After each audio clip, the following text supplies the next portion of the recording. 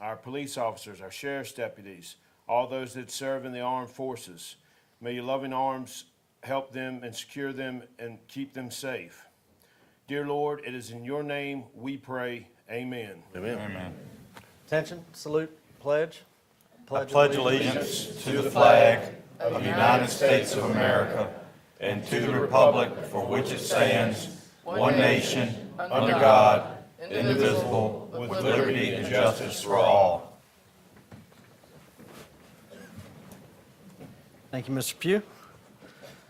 Next item we have is citizen comment. One thing just to note, if you do come up, say your name, your district. If you're here to speak to the public hearings, we'd ask that you hold off to the public hearing session. With that, I'll open citizen comment. Anybody wishing to come speak at this time? All right. Seeing none, we'll move on to public hearing. First one we have is ordinance 2024-4. Mr. Bryan. Yes, sir. The first is a change to the Amherst County procurement, the purchasing manual. It's a very, very simple change. It's just changing the title of the purchasing director to the procurement and contracts division manager. We've made some changes and reorganizations, and so we're just working our manual in alignment with that. Thank you, sir. Board, y'all have any questions right now? All right, with that, we'll open the public hearing. Anybody wishing to speak in favor of the procurement, please come up and say your piece now. All right, seeing none. Anybody wishing to speak in opposition? None, all right. We'll close the public hearing. Board, what's your pleasure? Mr. Chair, I'd move that the board adopt ordinance 2024-4 as presented. Motion on the floor by Mr. Martin. Any further discussion? Seeing none, all those in favor say aye. Aye. I vote aye as well. Any opposed? None. Ordinance passes. Next item we have is the ordinance 2024-5, confined livestock facilities. Mr. Creasy. Yes, Chairman, Board, good to see you all. As indicated, ordinance 2024-5 is in relation to confined livestock facilities in Amherst County. The proposed ordinance change is making the setback requirements for these types of facilities less restrictive in our A1 zoning district. Nothing has changed since our first read, so therefore staff is not planning to go over the code changes verbatim. However, should you have any questions, please feel free to let me know. The ordinance is the exact same as you saw at your first read at your first August meeting. Thank you, sir. Thank you. Board, any questions for Mr. Creasy? All right, seeing that, we'll open the public hearing. All those wishing to speak in favor, please address the board now. Seeing none. Any wishing to speak in opposition? All right, we'll close the public hearing. Board, what's your pleasure? Mr. Chairman, I would like to make a motion that the board accept ordinance 2024-5 as amended. And that's my motion. All right, as presented. As presented, yes. All right, motion on the floor by Ms. Tucker. Any further discussion, board? I'll just say that at the last meeting, I voted to not move it forward. I have done some further research, and I believe that the way it is written is consistent with most other localities, and while I don't like it, I can accept it and move forward. I do hope that with that small of a distance between the enclosed facilities and the streams, that it is kept vegetative and not denuded. So I'll be voting in favor of it. Further discussion, board? Seeing none, motion on the floor by Ms. Tucker. All those in favor say aye. Aye. I vote aye as well. Any opposed? None. Ordinance passes. Next, Before we move on, I just wanted to thank the Agricultural Committee and all the people who participated in this process. Thank you, Mr. Creasy, and all of the folks, the farmers, the business people here that have called members of the Board of Supervisors. Much appreciated. And Mr. Martin, thank you for your support. ma'am. Next item we have is special exception 2024-222, the engineering campground. Mr. Creasy.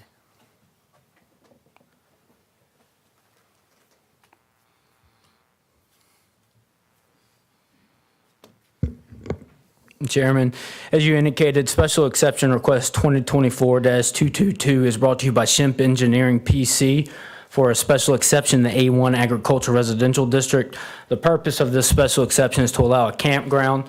The property, as seen before you, is located at 295 Burford Farm Road and is further identified as tax map number 108-A-15. Before going into the use and its plan, I'd like to first go over the comprehensive plan for this property. The future land use map recommends agricultural limited and low density residential. A portion of the property is also within the county's designated growth area for public water. I'm going to bring that layer up now so you have a better understanding.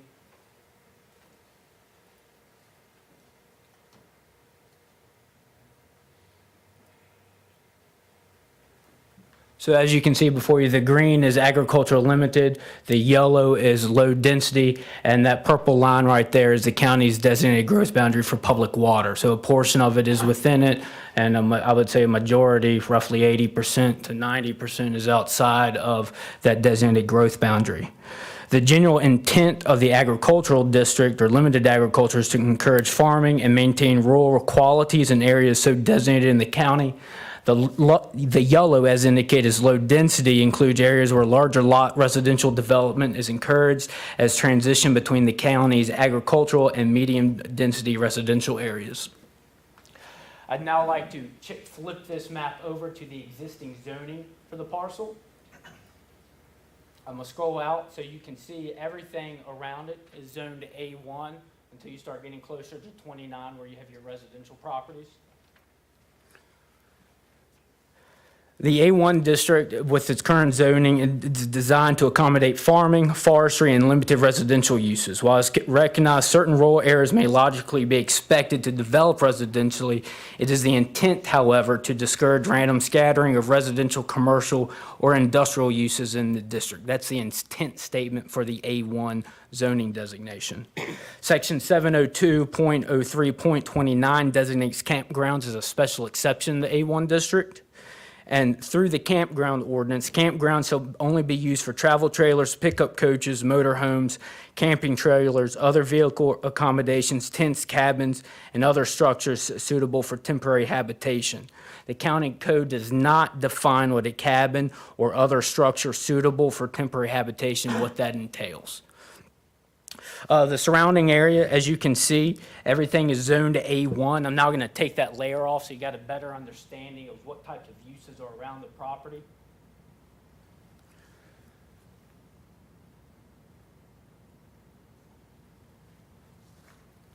So single-family dwellings, as you can see before you, are found to the south, east, and west of the subject parcel, and the Job Corps, which is this parcel right here, adjoins the property directly to the northwest. Now onto the site itself. The site is approximately 120 acres large with a single-family dwelling and several barns and accessory structures associated with the farm. Scroll back in so you got a better understanding of this. This is the general vicinity of the dwelling and accessory structures. The proposed use of a campground is consisting of 3 cabins, a recreational area, and primitive trails. The applicant has proposed, and you can find this within your board packet, to modify the site location of the 3 cabins to behind the existing house, which I will show you here in a few minutes. This plan was not seen before the commission, so therefore, if the board accepts this plan and if the special exception is approved, staff would suggest that you all add a condition requiring the 3 cabins to be built to substantial compliance with the revised plan dated August 9th, 2024, entitled Burford Farm Cabins. Regarding traffic and parking, VDOT commented on this, and being at the end of a state-maintained road, as you can see here, they had no issues based on the proposed trip count that the engineer provided to VDOT, and that information can be found within their application packet. The county's fire marshal reviewed the first location, which I'll show you here in a little bit, and indicated that the grade, width, and turn radius of the access road would need to be improved. That being said, the county's fire marshal has not reviewed the second location. However, staff has included a condition, if this is so passed, that they would have to meet all standards set forth by the county's fire marshal and public safety. I would now like to flip over to the site plan so I can show you the differences between the two. So this is the original campground, or the original proposal that the Planning Commission saw, with the recreational area being up on this knoll. And this is the access road that fire safety reviewed. I'm going to flip over to the revised modified plan dated August 9th, in which you can see they have proposed to move the 3 cabins back behind the existing dwelling, still showing the recreational area as well. Regarding the impact, the proposed special exception would allow for a campground for up to 3 cabins. No other type of habitation, such as tents, RVs, would be allowed. Staff does have concerns that traffic goes through a residential area, and not to say that all noise concerns will be touched, but there is a potential impact for noise, traffic, and those things if this use is so approved. The Planning Commission did recommend approval of this special exception case 5-0. With that, there were a few conditions. The 2 conditions I would like to go over, 3 of them are verbatim regarding parking, having to park on their own property. You can't have lights going across property lines, and ensuring VDH meets all requirements with their drain field. Number 5 and 6 is regarding the number of sites. Condition 5 limits the site to 3 cabins, and number 6 is type of habitation in which only cabins would be allowed for use on the campground. At this time, do you all have any questions for staff? Board, any questions? Not right. Mr. Chairman, if I may. Yes, sir. So if the planning commission approved it in its initial state, correct? What was the reasoning or rationale behind the proposed changes for the structure relocation? Right, so the applicant's here, and I would not want to speak for them, but from looking at the 2 plans, they're moving it further away from the existing dwellings located around the property. So if we pull back up the GIS, most of your adjoining property owners with dwellings are located on the south side of the property. The cabins were proposed here, and so now they propose to move them back to increase the separation of the campground from the existing single-family dwellings adjacent from the property. Thank you, Chris. Any other questions, board? Yeah, Mr. Creasy, do we have any floor plan on these cabins? How big they are? Do they have bathrooms, kitchens? Right, so we did receive something sort of last minute. They're going to be roughly between 500 and 600 square feet. They will have bathrooms. I'm not entirely sure if they plan to have a kitchen. They would either be allowed to, because we don't designate if they can or cannot, or they would not have to, because they could still meet building code regulations regards of means of safety of ingress, egress. But if they were to have a kitchen, they would have to meet those requirements as well. Thank you. Yes, sir. Actually, Mr. Chairman, I do have a question now, which, after listening to that one, would each of these cabins have its own septic system, or does one feed all, or how will that work? Great question. So the proposal right now is to have have one shared drain field for the property. Now, of course, they have to do soil work, so it might come back. They might have to have individual ones. But as of right now, it would be one large drain field for the 3 cabins.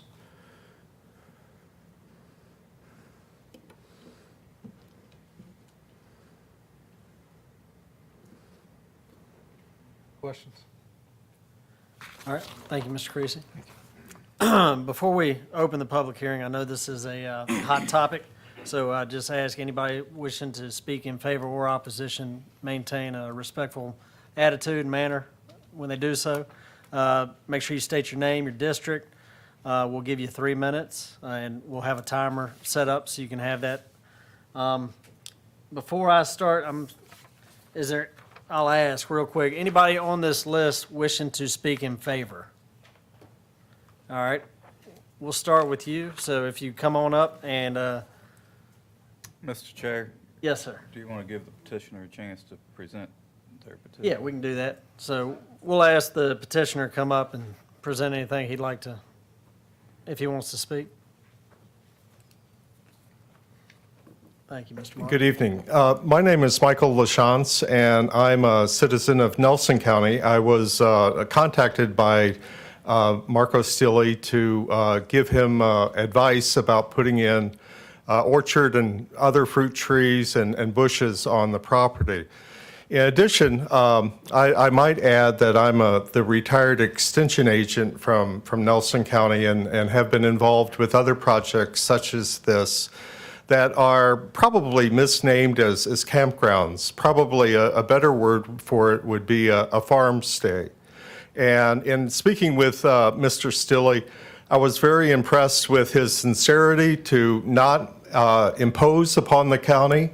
I was very impressed with his spirit of hospitality in wanting to build some cabins so that people who do not enjoy the agricultural beauty that we do in Nelson and Amherst County would have a place where they could spend a weekend. And at one point when we were looking at the property, there's a fantastic hayfield above the house, and I was asking what his plans were, because really, in my experience, it is some of the best hayland that I have seen in the two counties. And he was very clear that he was going to keep the farm as a working agricultural unit, working with his neighbors to work the hay and cattle. And my sense is that he's very sincere, that what he is trying to build here is not a commercial enterprise as much as a place where people can come to Amherst County and really enjoy the assets that are here in terms of agricultural beauty. So thank you for your time. Thank you, sir. Any questions or anything? Board, any questions? All right. Okay, thank you. All right, so at this time, I'll open it up to anybody wishing to speak in favor. I know I saw a hand over to the right. Hey. Oh, well, come on up. If you want to speak, come on.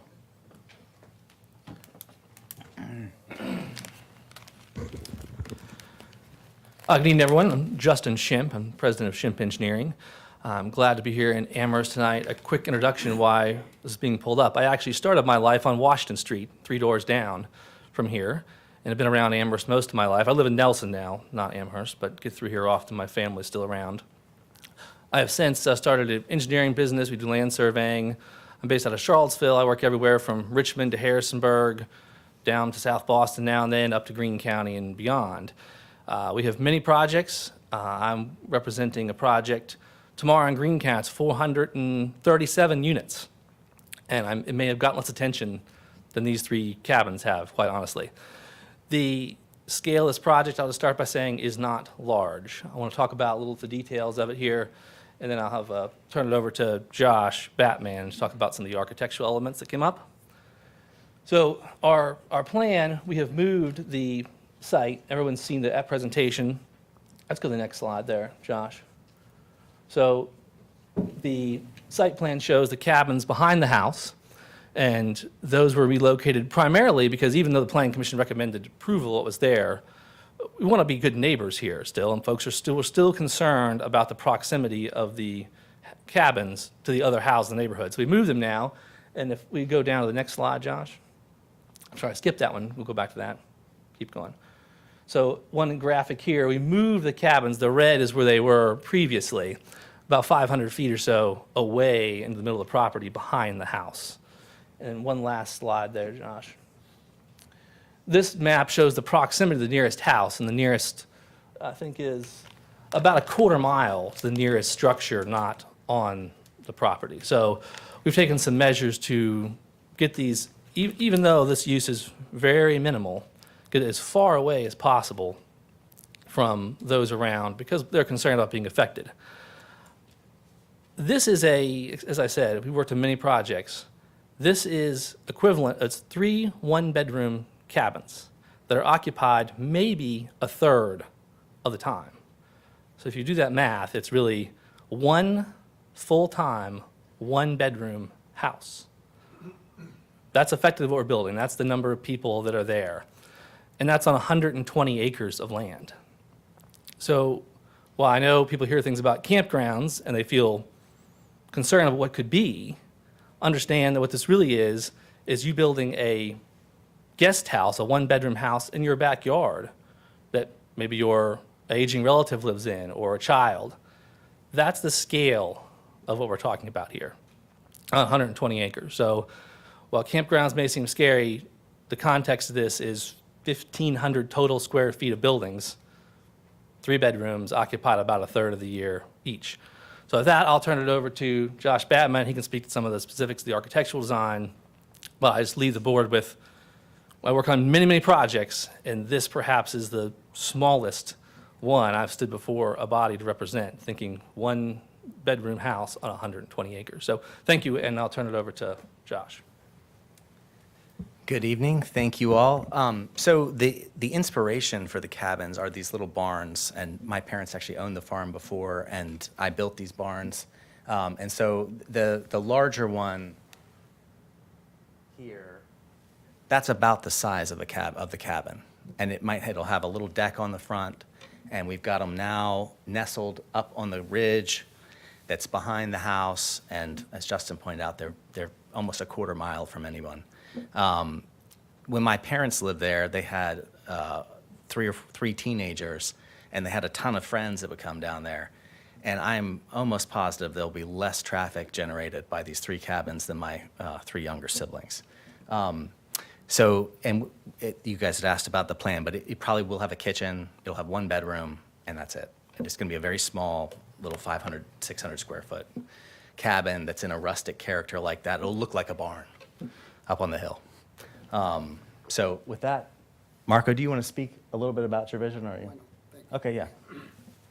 Good evening. Thank you very much for your time. As you know, I'm the new owner of this farm. The idea was to keep the farm as it is. I'm not coming here to change anything, just to make a little bit better, to allow the other people to enjoy what the farm can offer. And you will hear probably a lot of opposition, like I heard in the previous hearing, that my intention is to build 47, 57, 95, 20 cabins. No way. 3 cabins, originally I wanted to build 6. Why came the number 6? Because speaking with the county and speaking with the septic system expert, he told me that the maximum feeders out of it in a tank can be 6. So I said, okay, so just plan for 6. Then I heard a lot of complaint, so I said, I don't want to come here and create a mess, so let's do 3. And I was accused that I don't know what I'm doing. In my life, I know exactly what I'm doing. So I want to respect the neighbors, because I don't want to hurt anybody.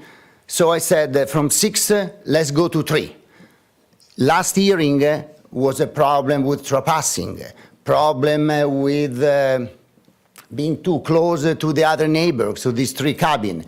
So I spoke with them, and they said, why we don't listen what people are complaining about, and we move the cabin where nobody can see it, so it will be even less destructive for anybody. So we move the campground, there's a terrible word that translated is only 3 cabins, because I don't want to build more than 3, and move at the center of the property where it's impossible to see it from anywhere. So I don't think that the 3 cabins should be a major disaster for the street of the community. So we try to have the least possible impact on anybody, and we keep trying to reduce the number of cabins, move the location so that nobody can be disturbed more than what it should be. But what I want to point out that the goal is 3 cabins today, tomorrow, a year from now, forever, until I'm alive. 3 cabins, that's it. You hear a lot of numbers, but 3 cabins are in the permit, and 3 cabins will be. And I'm surprised that somebody can argument that I want to build more. If I get the permit, if hopefully I get approved for 3, If I want to have a 3.5, I have to come back here and ask for the 0.5. So I don't understand what is the big issue about this number. 3 cabins are in the permit. 3 cabins, if approved, will be built. And that's it. I'm not interested to open a 50-cabin resort. I'm not what I want to do.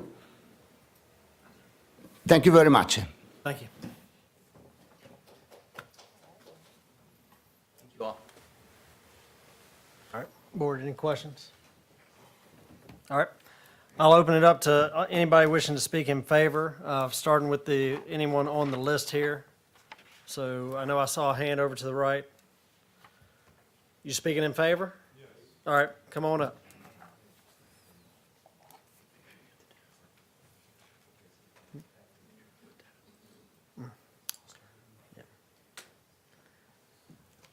All right, just make sure you state your name and district, please.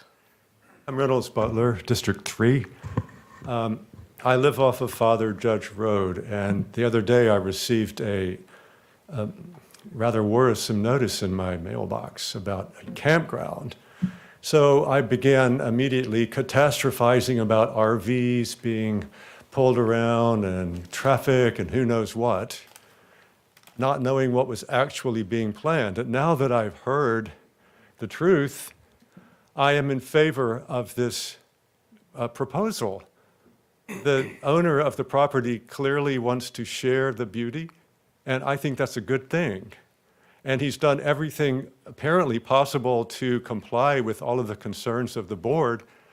So I do not see any reason why his proposed campground, which is not what it is really, I don't see any reason why it should not be approved. Thank you very much. Thank you. Anybody else wishing to speak in favor? All righty. We'll open it up to anyone wishing to speak opposed. I'll start with the list here. Mr. Stanley.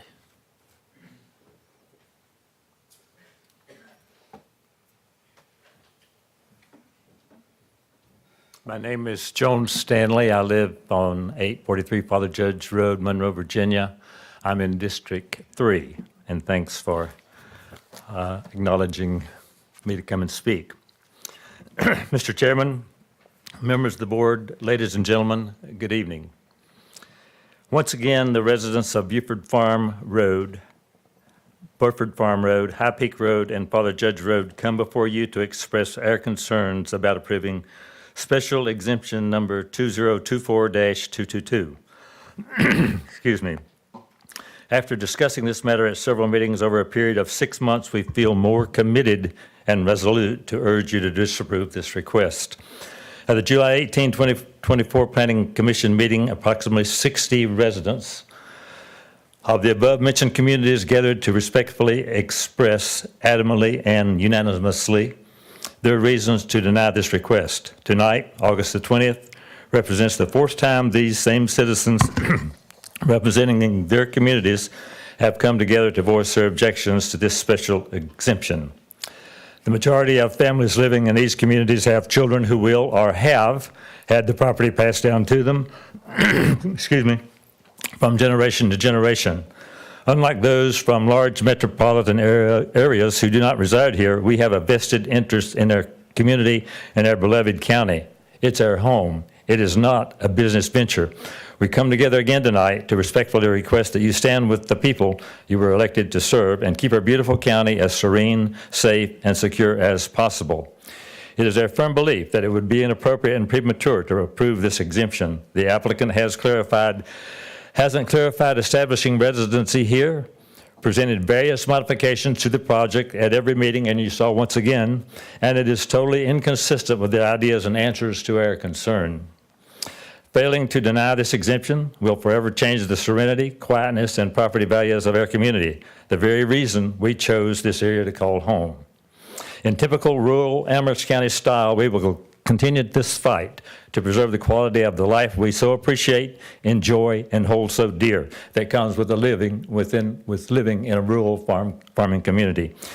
Thank you for listening, understanding, and thoughtfully considering our concerns. We sincerely appreciate all the time you people and effort each of you give to make Amherst County a wonderful place to live. Thank you. Sir. Next, we have Ms. Nancy Davis.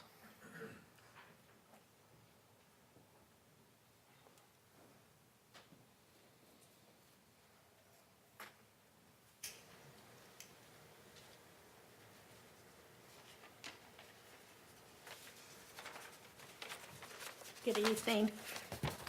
I'm Nancy Davis. I live on Burford Farm Road. The Burford Farm Road area is a friendly, family-oriented neighborhood. If this zoning permit is approved, it will take away the feeling all of us have of living in a safe neighborhood. Every day I see my neighbors out walking their dogs, jogging, or their children riding bikes. With the approval of this campground, excuse me, traffic is going to increase on our road, making it less safe to enjoy these activities. Plus, will most likely, excuse me, I have allergies, most likely affect our property values. On behalf of myself and my neighbors, I'm asking you to please deny this request. Thank you. Thank you, ma'am. Next, we have Mr. James Dodd.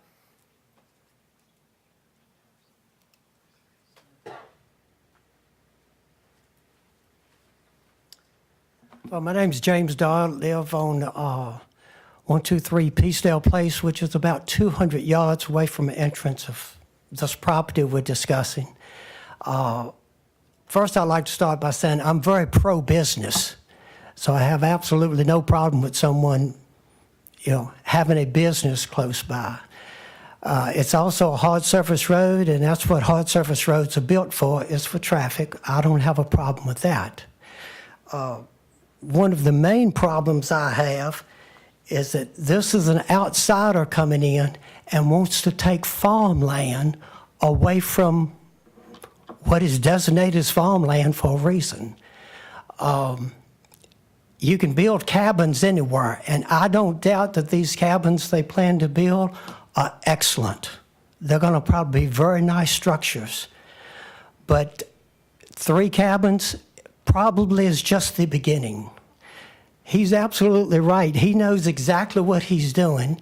He's a multimillionaire from D.C. and really doesn't give a flying flip about Amherst County. He's coming in here presenting a pretty nice looking package. But once that door is open and that is no longer farmland, he can do anything he wants to because there are no checks and balances to follow up on it. That's my feelings on it. I have a very difficult time. He may be a saint, but I just flat do not trust him at all. Thank you for your time. Next, we have Miss Cindy Mae Dodd.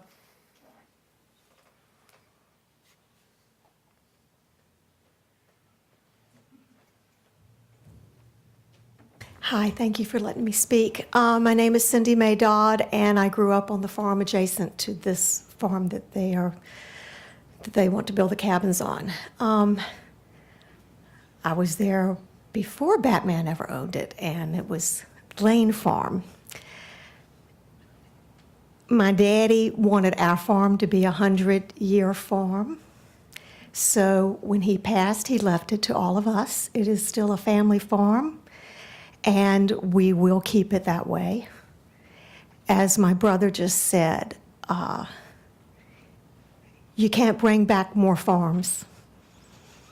Once you change them, you can't bring them back. Amherst County used to be a huge farm community. Our father and his 2 brothers had Dodd Brothers Farm Supply. That business outlived itself because Amherst County kept growing and the farms kept disappearing. We don't have that many farms left. I'd like for us to keep them. I would ask that you would deny his proposal. He says he wants to keep it a farm. What does he know about farming? Is he going to be the farmer? Is he going to pay someone else to farm it? We don't know. I don't want to see a door open for that land to become something that it isn't now. Thank you. Thank you. Next, we have Miss Brenda Burton.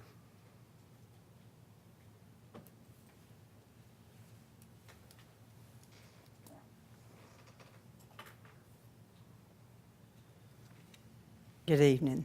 My name is Brenda Burton. I live on High Peak Road, and I am opposed to this. One thing, we were told that he was going, he was from Italy and that this was a farm that he had dreamed about. Well, and he was planning to move here when he retires. Well, I have a question for him. When does he plan on retiring? And secondly, does he plan to vest in our community and live and farm that area? That's why I moved up there. I'm a widow, and most of the people through my neighbors that are joining me on High Peak are all, we've been there 40-plus years. And we're retired and we're elderly. And if we don't know who's going to be in those cabins if he does, you pass this. And I know Airbnbs, if the people are not there to govern them and do it online, then the surrounding neighbors are the people that have to put up with the problems. And that's all I have to say, is that I'm highly opposed to it. Thank you. Thank you. Next, we have Mr. John Bullington.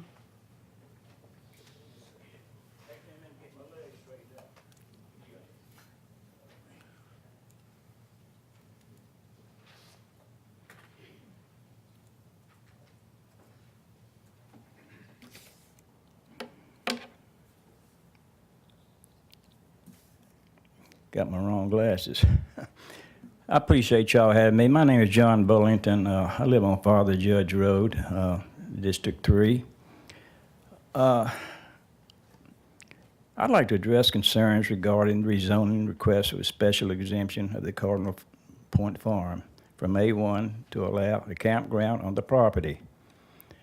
Concerns include noise pollution, runoff in Harris Creek, where we get our drinking water supply, and a fire hazard. If fire ever broke loose over here, like on most campgrounds, you're going to have outside fires. It would take down a lot of timber. A larger concern is the opening up of the property to a campground with different people coming and going in our community on a daily basis. They don't live here, but we do. It's our home. This property adjoins ours on one corner. We have trails and a pond, which my family and I access regularly. It is rural, secluded, and exactly why we chose this property. It is also directly across from said property addressed in this hearing. Our grandchildren hike, hunt, and fish in our pond. I want them to be safe. That's a problem when the clientele across the creek changes on any given day, and no one knows who will be coming and going continuously. Excuse me. That creates a threat to our safety. We have dealt with this issue right down the road with Job Corps for years. We don't want another worry on our property behind us.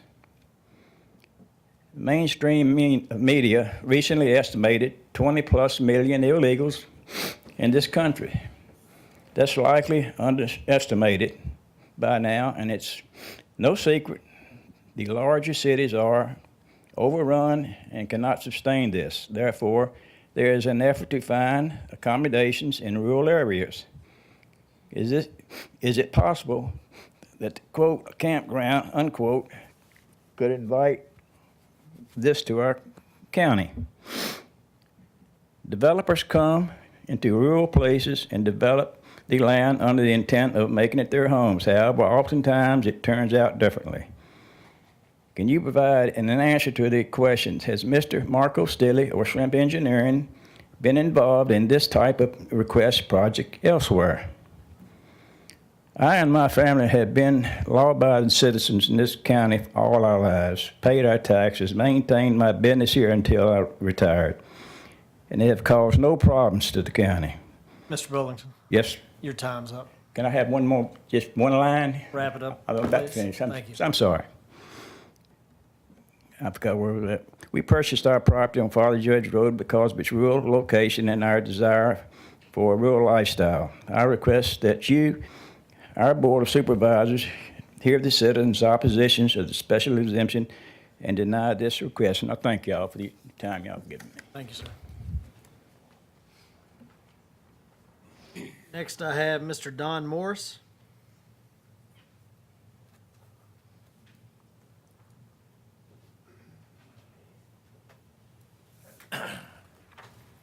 Good evening. I'm Don Morris. Live on 642 Father Judge Road in Monroe, District 3. I disapprove of this special exemption request by Shimp Engineering to build a campground with cabins in the middle of a A1 residential district, which is probably 3/4 to 1 mile from me, where I live. This is our neighborhood. On this road, Burford Farm Road, there are many homes with children playing and bicycle riding and whatnot. And most of these families that bought these houses or inherited them, the property that they're on, without knowing someone would purchase farmland near them with the intent put in a campground and or cabins being built to rent out to whomever. We all live in this area and wish to keep it as is. I recommend the request be disapproved. Thank you. Thank you, sir. Next, we have Miss MJ Puckett.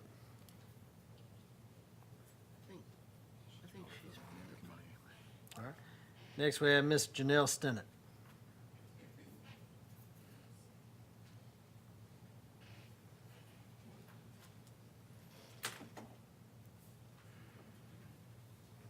Good evening. My name is Janelle Stennett. I reside at 216 Burford Farm Road.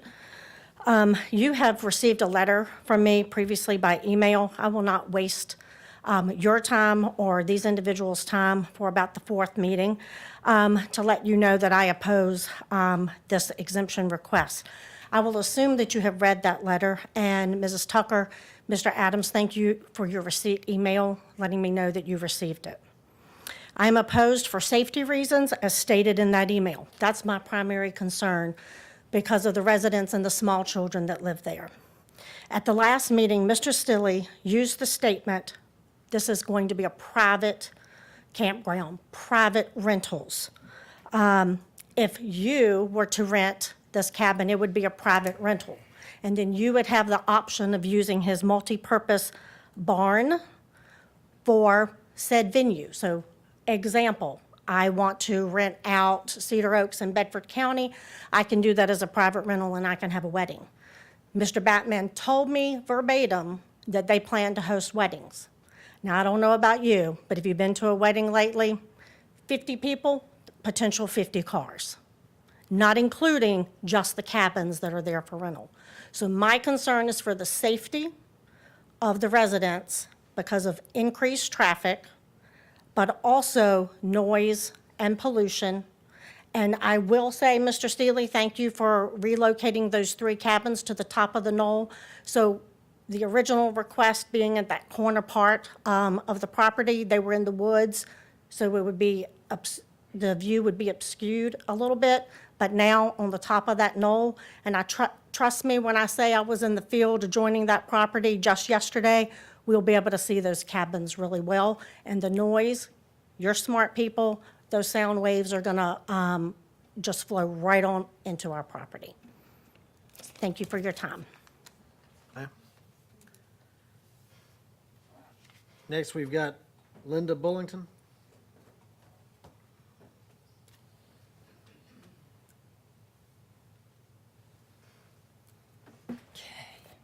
Excuse my allergies, sounding kind of creaky.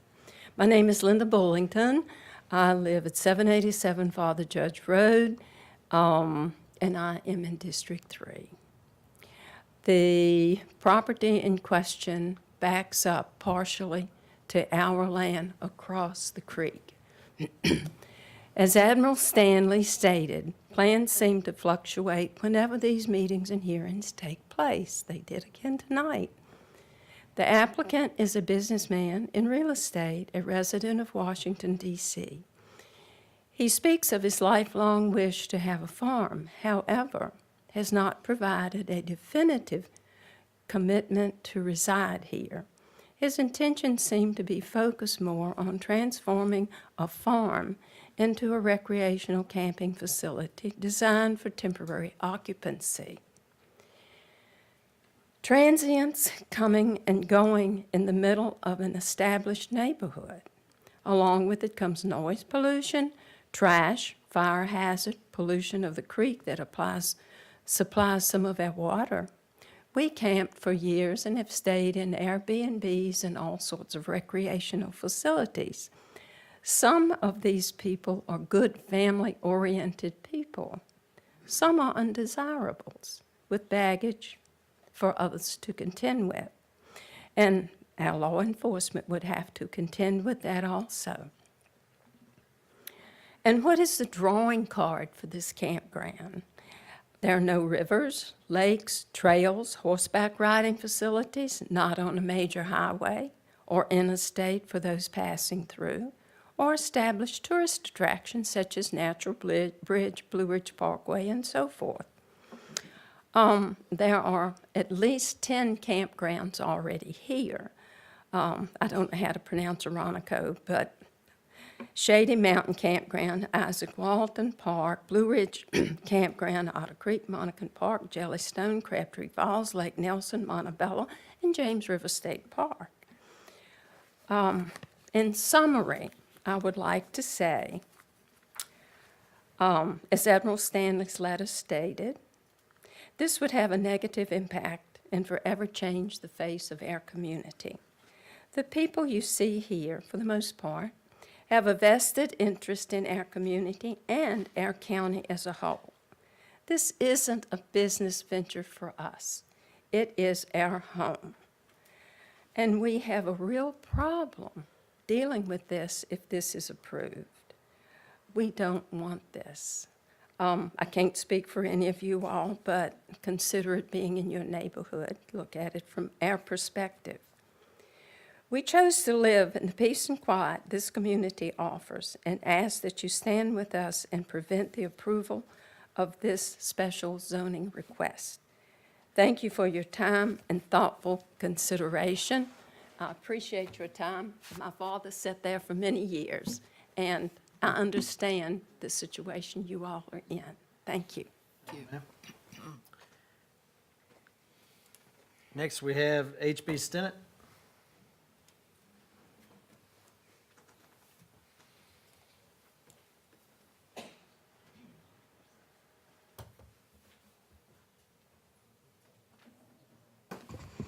I'm H.B. Stinnett. I live at 216 Barford Farm Road. I'm against the proposal by Mr. Stilley. He is asking for 3 cabins to rent to recoup his expenses of purchasing the farm and remodeling of the house and the barns. I don't see 3 cabin rentals producing a large amount of income to go towards the huge amount of money that he will be spending on 3 cabins, a septic system, a well, the reworking of his road to the county specs, plus the purchase and remodel expense. I think you all as a board really need to ask him what the real plan is, because I feel 3 cabins is just the beginning of a future plan. He has stated he would love to host weddings there in the future. Also, he will not be living on the property. He said he will have someone to look after the property. So as a resident of Burford Farm Road, we will deal with the issues that arise while he sits in D.C. I feel that the residents of Burford Farm Road, High Peak, and Father Judge have voiced their opposition to this, and the county is not listening to us. We are the ones that will be living next to this development. I feel the members of the Planning Commission would have voted different if it had been in their backyards, not ours. Mr. Stilley commented that he wanted to own a farm since he was 5 years old. Then own a farm with livestock, hay, like the rest of the property owners that are around you, and not a campground. The residents of Burford Farm Road live in this area because it is agriculture, not because they wanted to live next to a campground or a venue. I ask you to please listen to the families that live in this quiet neighborhood. We don't want this exemption. In closing, please tell us who will be checking on how many people are staying at a time. How many people are in each room? Just because he says there's one bedroom doesn't mean there will only be 2 people. If the room over the event barn is finished like he had proposed, will that be considered an extra bedroom, so therefore you have 4 cabins, not 3? And as my wife pointed out, where he just moved these cabins to, from the new house that I'm building, I'm gonna look at them every day, and I don't wanna look at them. Thank you. Thank you, sir. Next, we have Mr. Scott Cam.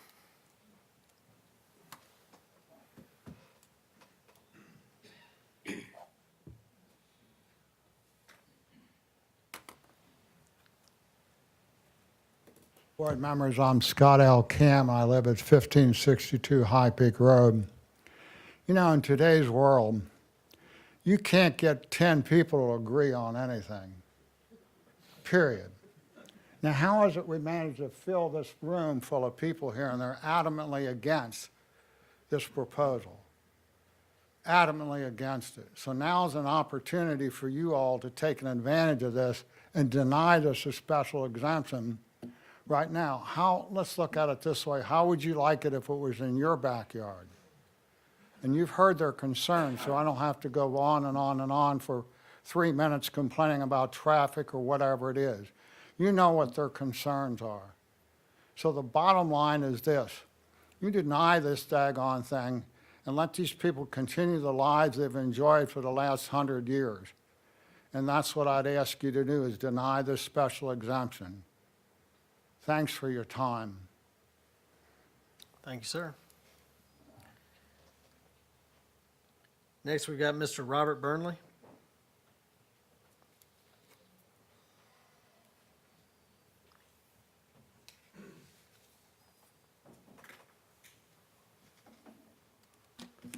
I'm Robert Burnley. I live at 892 High Peak Road, the 4th house back from Burford Farm Road to the east. I've been there 36 years.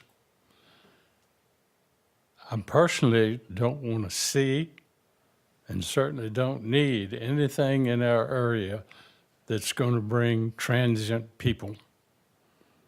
And that's what a campground will do.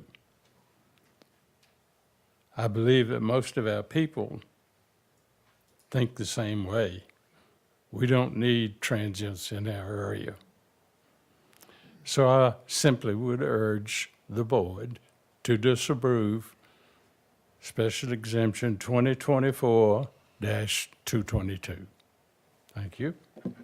Sir. Next, we have Miss Allison Swede.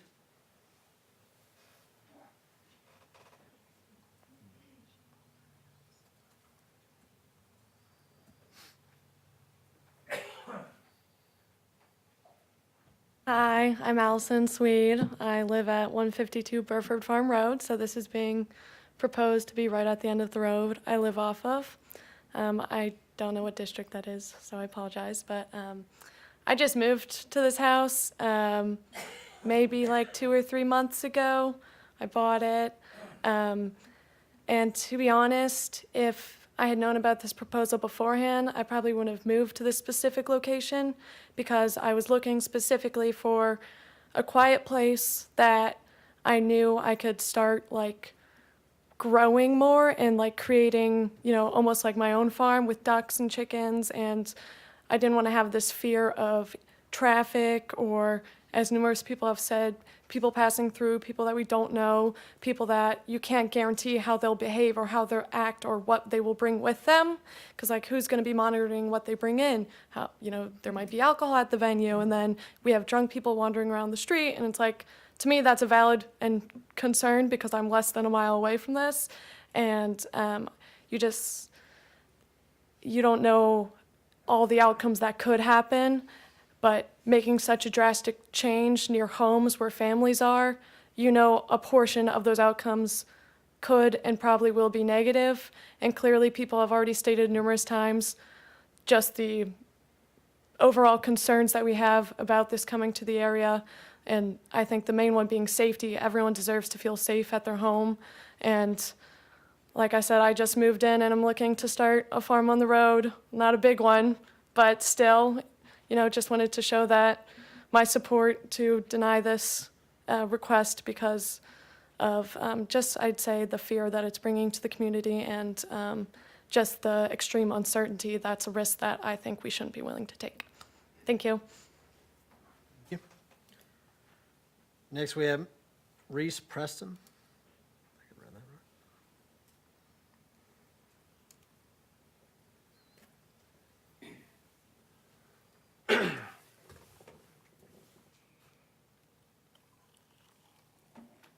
Thank you. My name is Reese Preston. I live at 152 Burford Farm Road.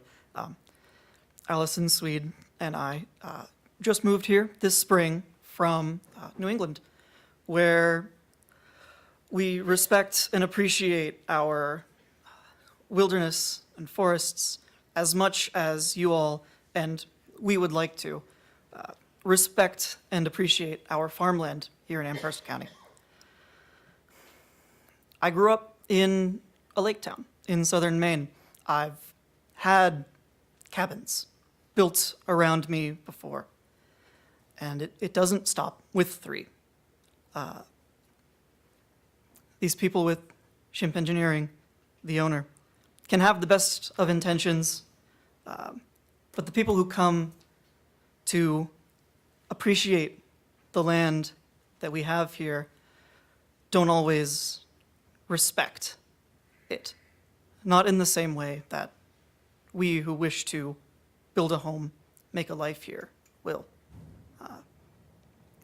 For whatever prohibitions they may be asked, the tourists will find ways around things.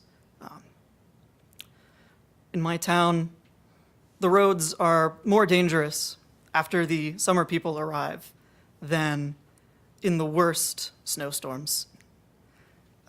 Even in the very beginning, when perhaps the equivalent of only one extra single-family home is there, though the roads may not be choked yet with out-of-state cars. They're sped through, they're dangerous, they're littered. I came here to make a home and find a community. You've been hearing that community today. Other councils have been hearing that community for months. And I ask you to consider them and their opinions over those who would come in and change things around us. Thank you. Thank you. Next, we have Mr. Don French.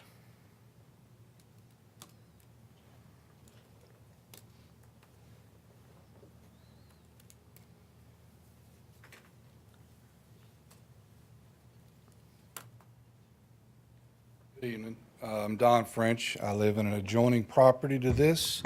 My address is 139 Shober Lane, Monroe, Virginia. I am here really to say that I'm not opposed to Marco's idea of having a farm. I respect that. And I'm not also opposed to, in his words to me, he wants to build, some cabins for friends and family to come and visit him. I think that's quite noble. I am puzzled why this has to be zoned as a campground. And I think that there's a lot of other opportunity other than the campground option if that's exactly what he wants to do. I don't see why friends and family can't be a residential, honestly. With that said, I've said a lot of things in other zoning meetings, and I'm not going to spend the time to do it again, but I will say, just to summarize, that nobody wants to live by a campground, and I think you can see that from most of the comments. I think there's a lot of fear that goes along with that. Sure, maybe Marco's right. You know, we're elevating this, we're magnifying it. I get it, but potentially speaking, maybe even after Marco is not here, and I don't know how that happens, or I'm not trying to, you know, look into the future. If you zone it as a campground, it will be a campground. And that is the concern for this community. So thank you. Thank you, sir. All right, that concludes the list I have, so I'll open it up. Anybody else wishing to speak in opposition? Yes, sir. Just remember to state your name and district, please. James Coleman, Father Judge Road.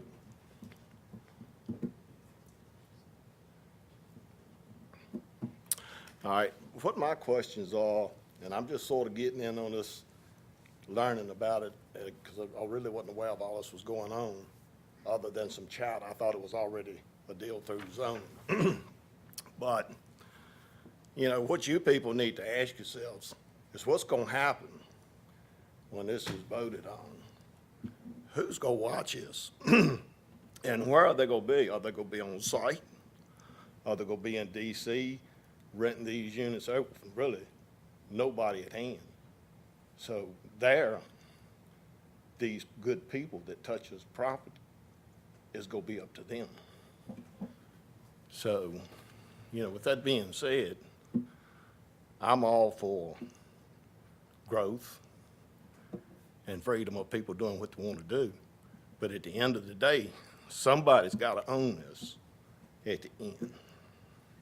So if this thing turns out and it don't turn out favorably, then it will have been a bad decision.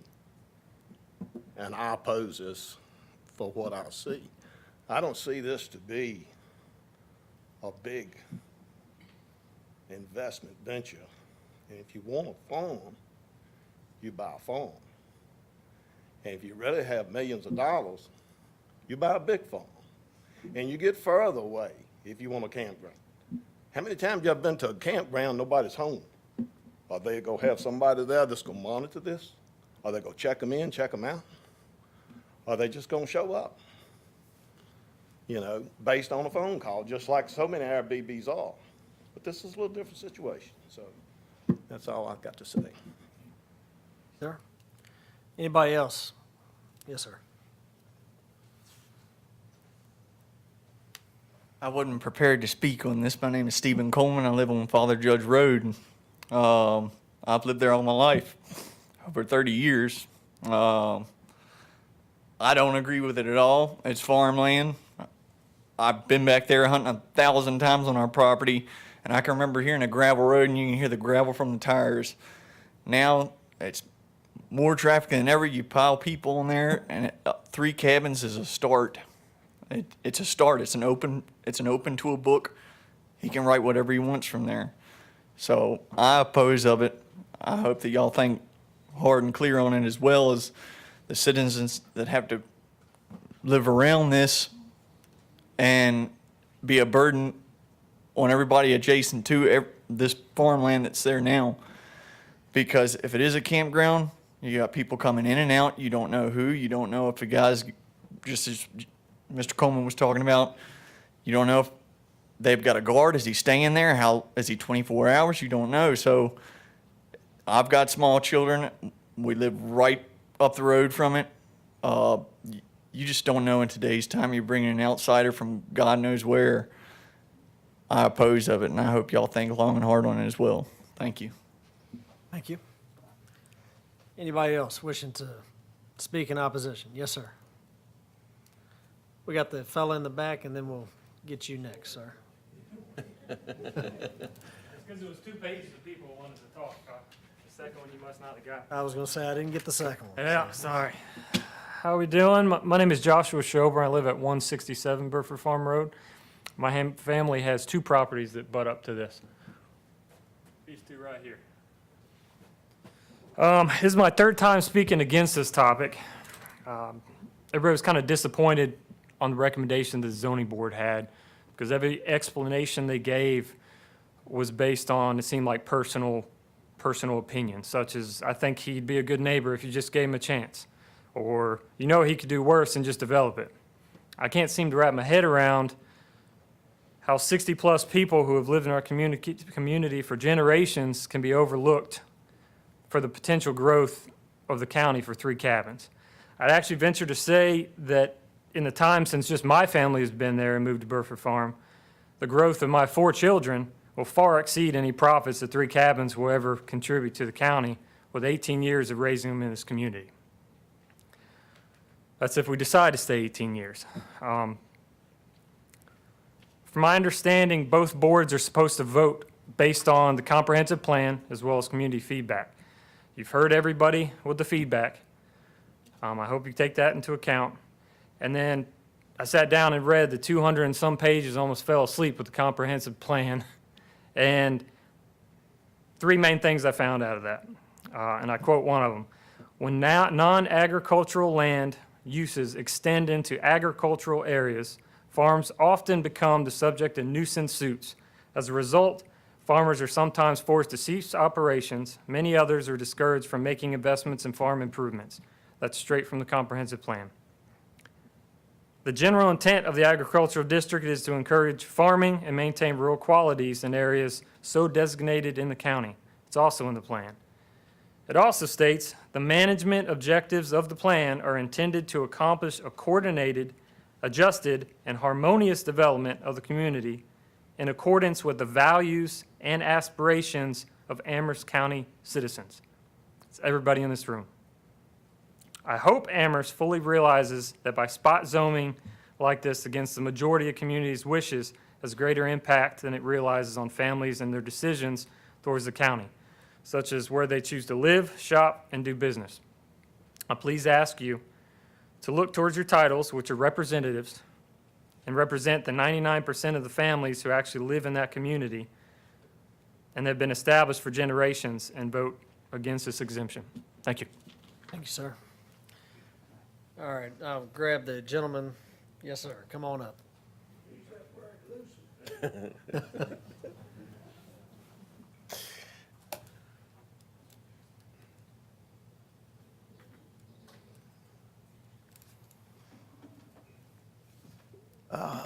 My name's Rodney Unruh. I reside at 150 Peacedale Place, which is a private driveway off of Burford Farm. My wife and I own the farm that Miss Dodd was relating earlier. We have approximately a half-mile joint property line with Cardinal Point Farms. Just, there's 15 residences on Burford Farm Road. 14 of them occupied. And the 14 that are occupied all oppose this exception. There are 11 property owners that adjoin this farm. 9 of them oppose it. Father Judge, whoever owns that property, I assume is not taking a position, and the other owner is the Batmans. So you can see, and it's already been said, there was a petition that was handed to the Planning Commission with 60 people opposed. Some of them were the landowners that adjoin them, some of them were the residents of Burford Farm, but all of them lived either on High Peak, Burford Farm, or Father Judge. So all of them were impacted by this proposal. I have here, and I assume it's the slogan of Amherst County, perfect slice of Virginia. We think that Burford Farm Road, the neighborhood of Burford Farm Road, is a perfect slice of Amherst County. We'd like to keep it that way. Thank you. Sir. Anybody else wishing to speak in opposition? All right. Seeing none, we'll close the public hearing. Board, any questions? Okay. Mr. Creasy?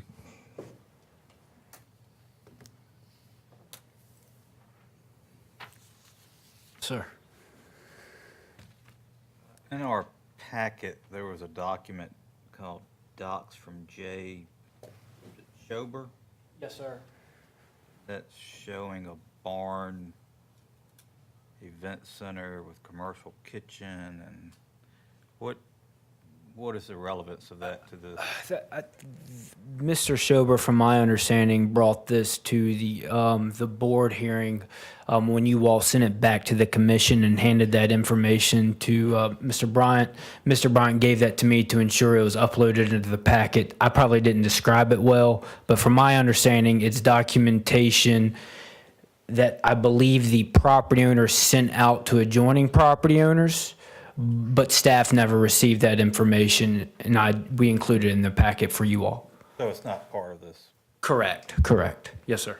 The existing house, what is that proposed to be used for? As of now, that's not included in the application, so it would stay a single-family dwelling. There's currently a building permit, I believe, out on that site. They're currently doing renovations to it.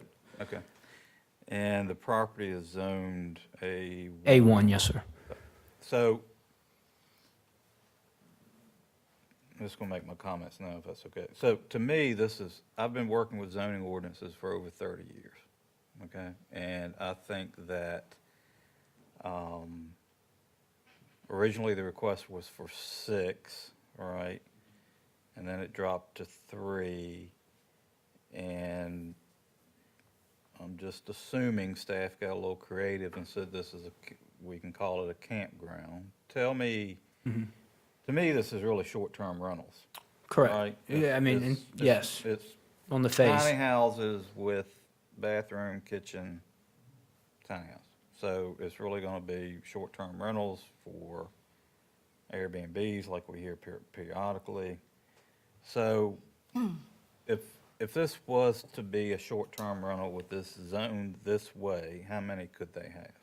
So you can have up to 3 dwellings on one lot in the A1 district, so long as you meet the minimum lot size and road frontage requirements.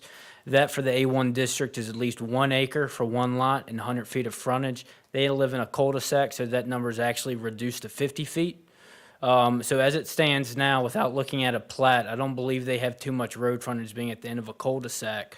So they could potentially have up to 2 more dwellings on the lot.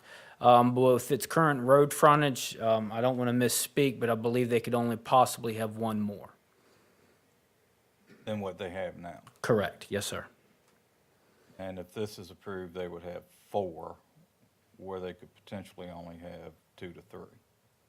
Right, and so, But we call it a campground, and you can get as many as you want. well, you call it a campground, yes, sir. I'm unsure if they're going to include a kitchen. As I indicated, our ordinance does not define a cabin.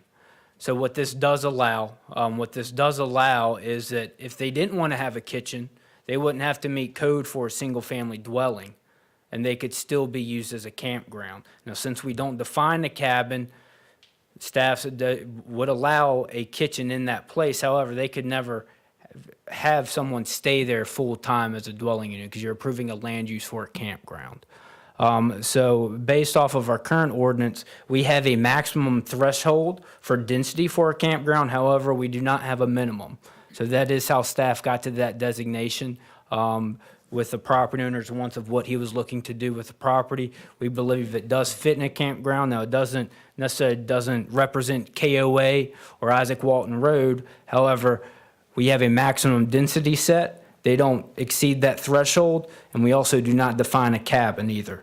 I mean, is it really a campground? I mean, when I grew up camping, I went to KOA, it was a cabin, right? It wasn't a kitchen, wasn't a bathroom in it, you walk down to a bathhouse. You went stayed at Otter Creek, you pulled your RV up there, you stayed in a tent. Right. We're My- talking about short-term rentals. Right, and I would agree with you from my standpoint, but I believe it's also subjective. Some people going camping, they might want those amenities. Other people's going camping may not. They might want to go to Holiday Lake instead of Smith Mountain Lake. So I believe it's subjective at best. Maybe it's glamping. Glamping, yes, sir. Thank you. Thank you. I'm done. You good? Any questions? Chris, are you done? I'll speak last if you guys have comments. I just have one question, Mr. Chairman, and I would like to address it to the owner. Yes, ma'am. You and I have not met each other, and I stay out of the planning commission process. I usually wait till it gets here. But it's a small community, and so people will call and talk to me and ask me questions. Okay. Full disclosure, my husband and I have a farm. Been farming all my life. It's a passion. So I admire you for wanting to own a farm. First question, why? I love nature. I love big spaces, and I like the Virginia. You ever farmed? I try when I have my grandmother at a farm in Italy, and I was going over there playing with the chicken, with the cow, and in an area in Italy that is full of farms. When you live in D.C., which bless your heart, but Please don't talk about that. It's very painful. but who is going to manage that farm when you're traveling? What's your plan?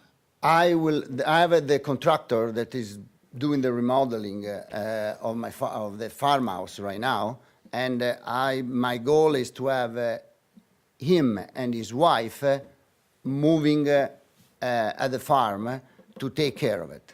Is he a farmer? In Mexico, yes. Okay.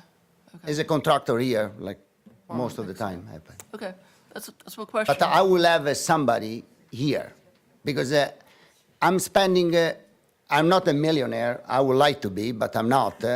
So I would like to, I'm the first person that I don't want to have weird people going in my cabin, in my house, and messed up things because I'm spending so much money according to my possibility that I don't want that anybody damage the farm, the house, or the cabin.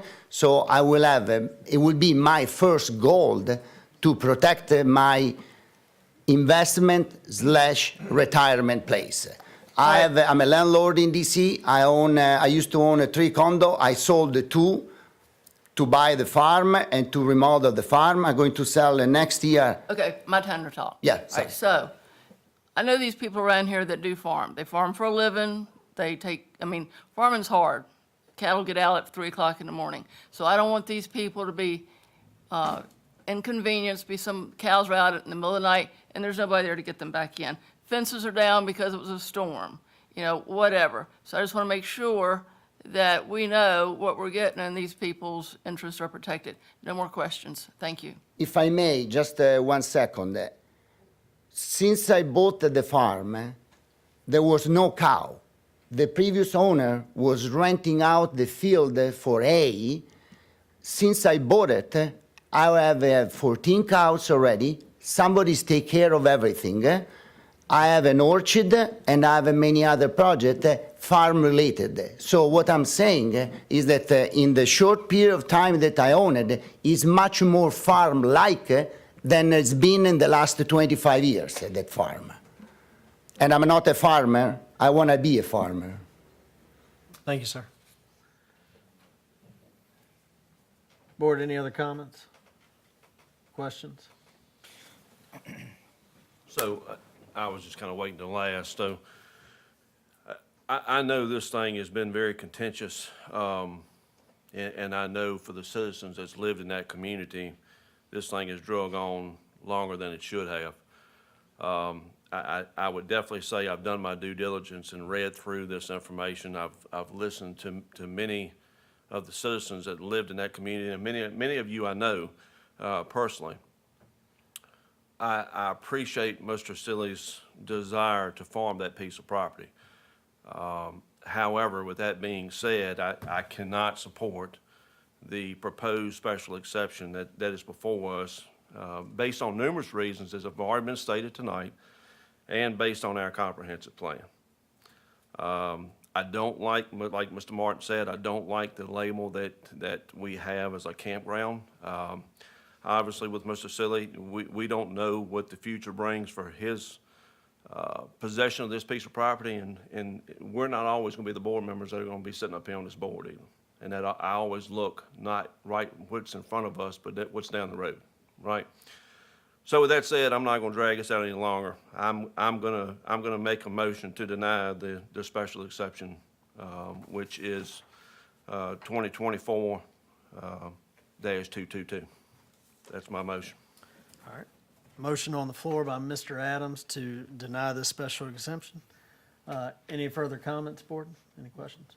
All right, I will say this, we appreciate your interest in the county, so continue farming away. But this isn't in the growth boundary. We're elected to represent the people have spoken. So with that, we'll take our vote. All those in favor to deny, say aye. Aye. I vote aye as well. Any opposed? None. Special exemption is denied, so.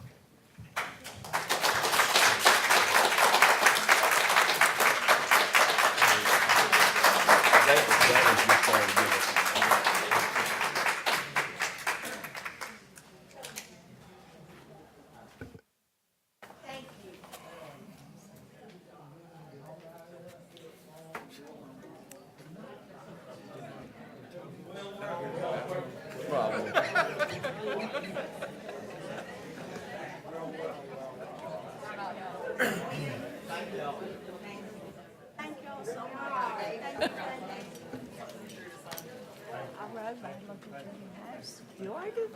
It's not the best neighborhood, but it's kind of cute. Thank you. It's cute.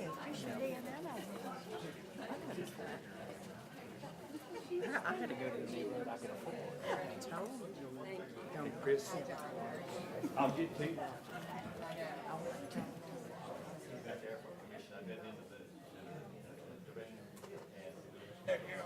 Hey, come on, smooth this wall down. I am running out of steam. All right, next item on the docket we have is public hearing on rezoning 2024-338, AccuPoint Surveying. Mr. Creasy.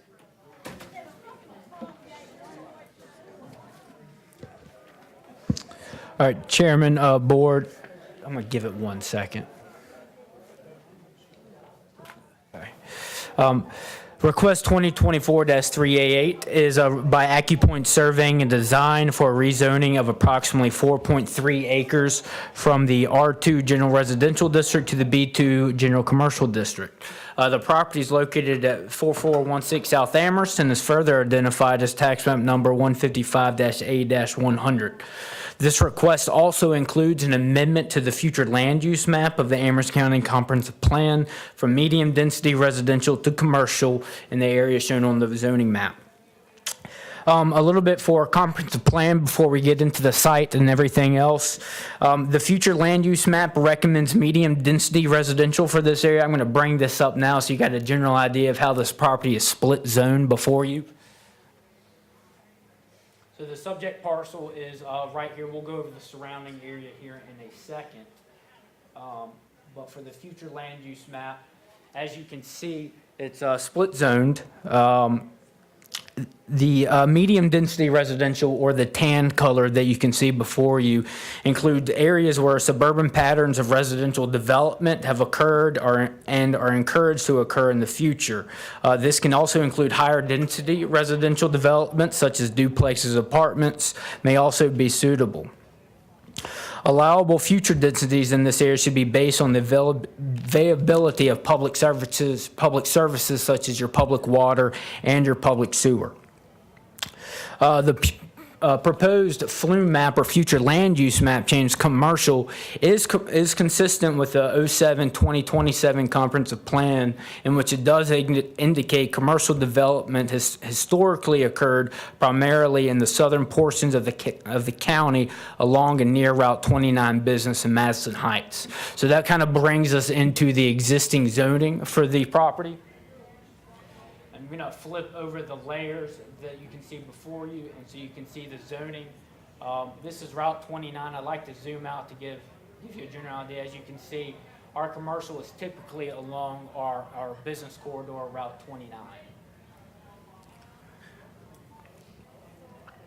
The R2 district, which is the gold, as you can see before you, is composed of certain quiet, medium-density residential areas, such as we just talked about, your single-family dwellings, but it can also allow duplexes and quadplexes.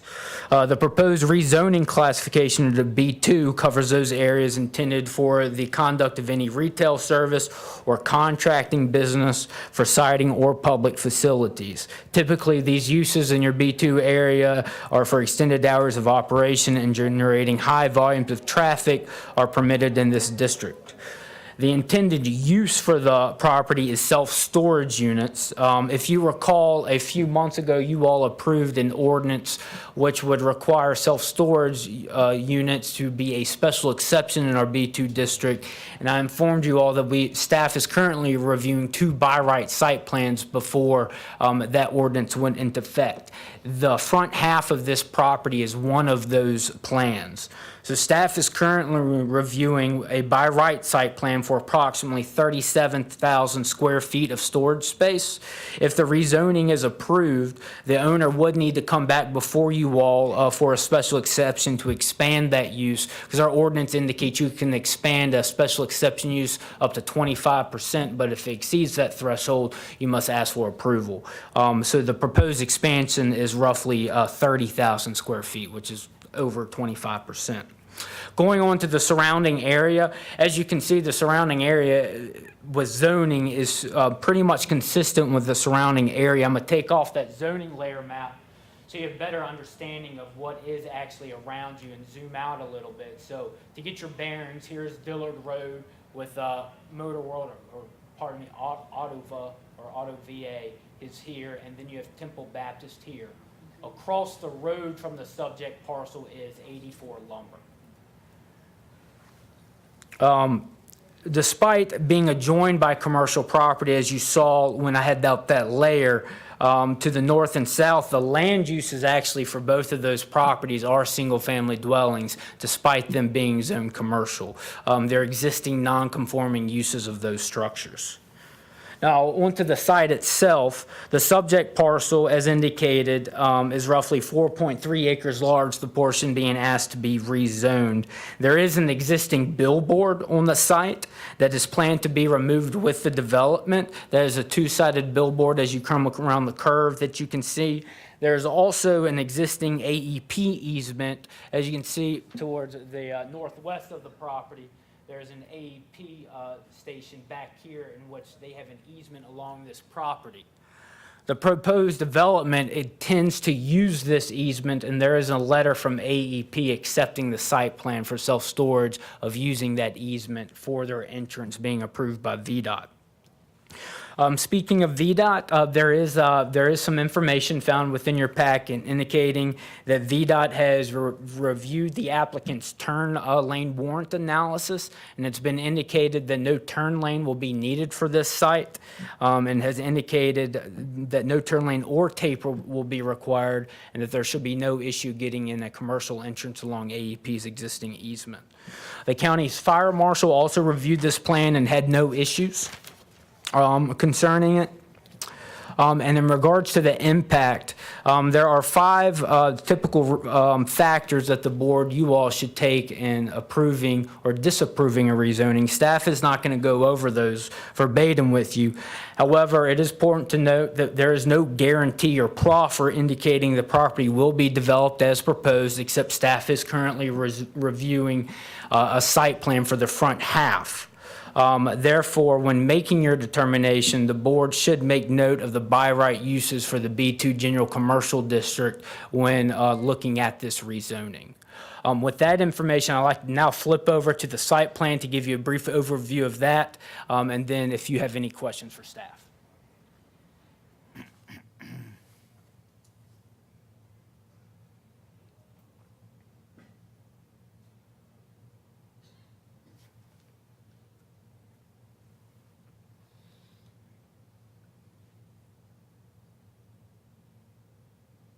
As you can see before you, this front half section is currently what staff is currently reviewing. This back section, you can see sort of a hashed line through here. This is a section of the property that's currently zoned R2 that is being asked to be rezoned. With this type of use, staff deems these as objectionable features because they are loading spaces. So therefore, it must be screened on all sides of the property. That is going to be accomplished with using a fence and having plantings along that fence. The development will also have to extend a sidewalk along Route 29 business, as well as meeting your street landscaping requirements in addition to the screening requirements. A majority of the back portion of that lot, as you can see, will be used for stormwater management. There will also be a drain field there as well for the on-site. Sewer is across the line, and unless a property is subdivided, we cannot require them to hook up to sewer.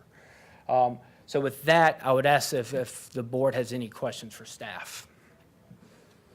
I have one question real quick. Regarding the plantings you mentioned, are those going to be on the south end as well? On Or the, just on the on- southern end? Yeah.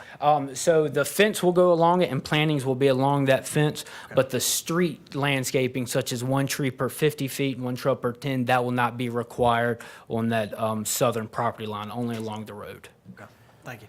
Yes. Board, any questions? Mr. Chair, I'm sorry, did you go? No, go ahead.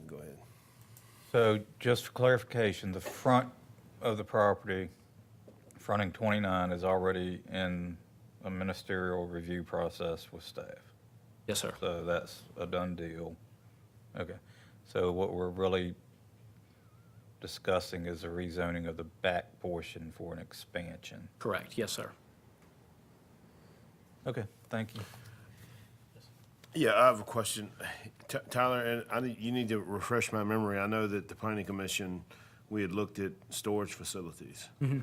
We had tightened, it became more stringent in the county because we thought we had had too many of these popping up in the county. And I thought we were gonna make them special exceptions, but since this came in before that was done, okay. Yes, sir. Yep. They submitted their plan for review prior to approval of that ordinance. Mr. Chairman. So, Tyler, going back to a moment ago, the residents on Coleman Road. Yes. All right, so this property is adjacent, will bump up to the rear property lines for the residences on Coleman Road, correct? It will butt up along So right there, was at 136 and then 44. 44, 24? This one Now- is South Amherst. Yes, but 136 is not, right? Yes, sir. And you, going back to what you were referring to a moment ago, you said that structure, is that part of the piece of property that is non-conforming for its use at this point in time? It's been rezoned something differently now? Is that what you were referring to? So that one is not, it is the one along South Amherst Highway. Okay, the 4424. It's just used So as a that's been rezoned as commercial, I'm assuming? Well, it's been commercial for quite some time. It's just that the use of a single-family dwelling, like for example, you cannot come and build a single-family dwelling on commercial property without a business use. From my Right, okay. understanding, there's no business use there. It's just a dwelling, so it's non-conforming in its nature. So has there been any discussions as far as the impact that this could have on that residence at 136 Coleman Road? So staff takes that into account. That's why we require screening of the entire facility. Well, around the screening is one thing, but how about lighting, though? Lighting, so it will have to be glare shielded and all of that. Make sure it's directed. Does So is not. that in the staff report? It is not. That's part of the site plan review process. Okay. That's all I have, Mr. Chairman. Board, any other questions for Mr. Creasy? Mr. Creasy, now, isn't that a cell tower site and it's also a, behind the location? It's a substation. It's a substation, okay. But I think that, by AEP, okay. And you, I'm sorry, I'm Yes, sorry. sir. And you may have covered this, but AEP will maintain an easement to get there? So AEP currently has an easement on their property. They've received permission from AEP to use that existing easement for their entrance into the facility. I see, so AEP, but AEP will still be able to get to the site? Correct. Yes, sir. Yeah. Board, any other questions for Mr. Creasy? All right, thank you, sir. We'll go ahead and open up the public hearing. Well, actually, before we do that, is the applicant here wishing to speak?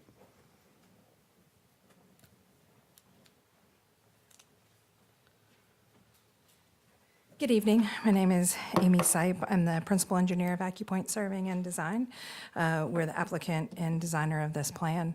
I won't redo what Tyler has already gone over. I'm happy to answer any technical questions. A couple of things I did want to cover in this first phase. There's quite an embankment, if you're familiar with the topography.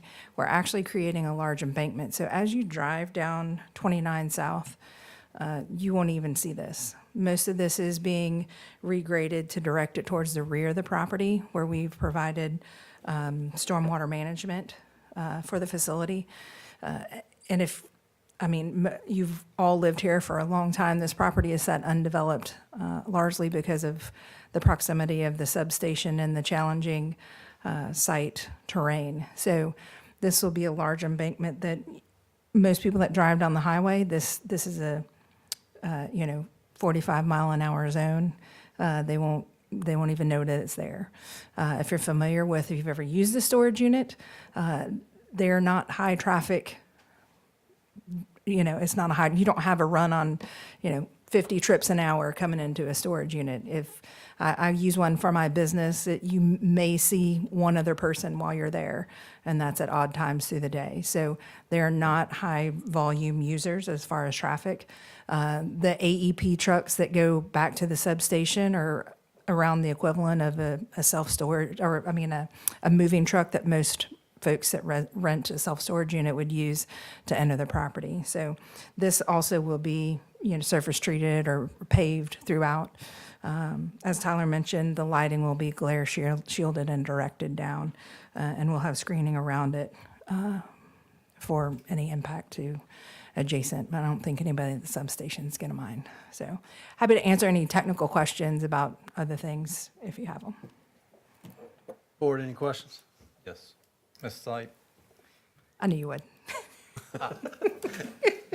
this large embankment, Yes. pray and hope you're not going to stabilize it with riprap? No. Okay. No, not at all. As long as I have I your know word. what you're talking about. No, it will not look like that. It will be vegetated, either grass or some type of other mechanism to make sure it's Thank you. not large riprap. If you need any, I think we know where we can get some. We can probably borrow some. Board, any other questions? All right, thank you, ma'am. All right, with that, we'll go ahead and open up the public hearing. I've got a list of folks, so I'll just call out your name, come up, state your name, district. First, we've got Michael Alami.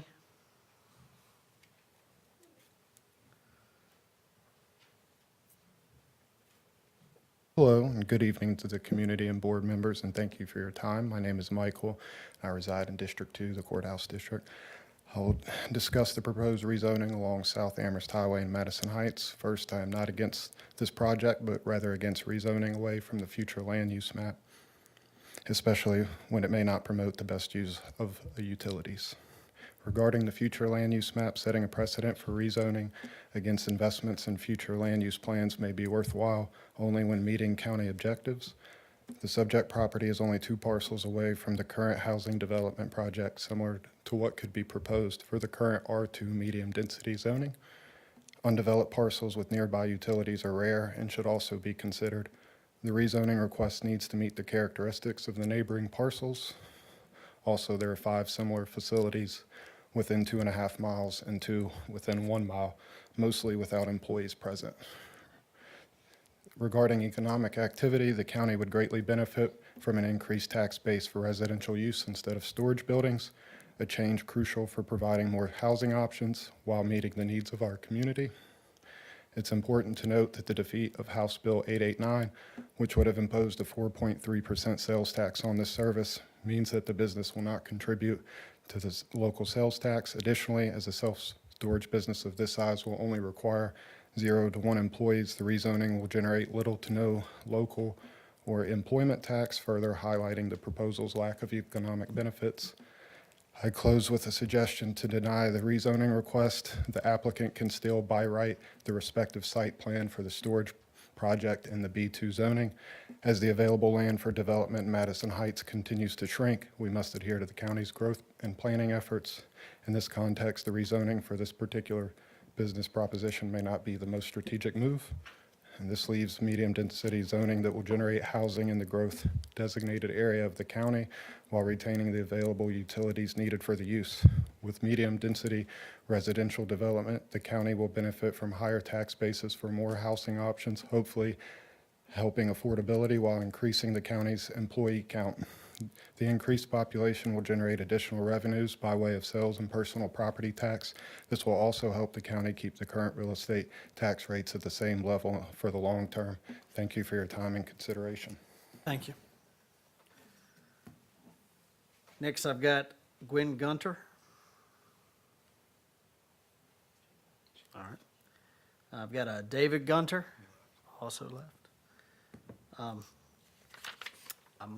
Cable, last name Cable.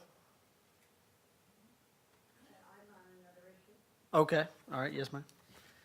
All right, with that, I'll open the floor to anyone wishing to speak in favor of this. Feel free to come up now.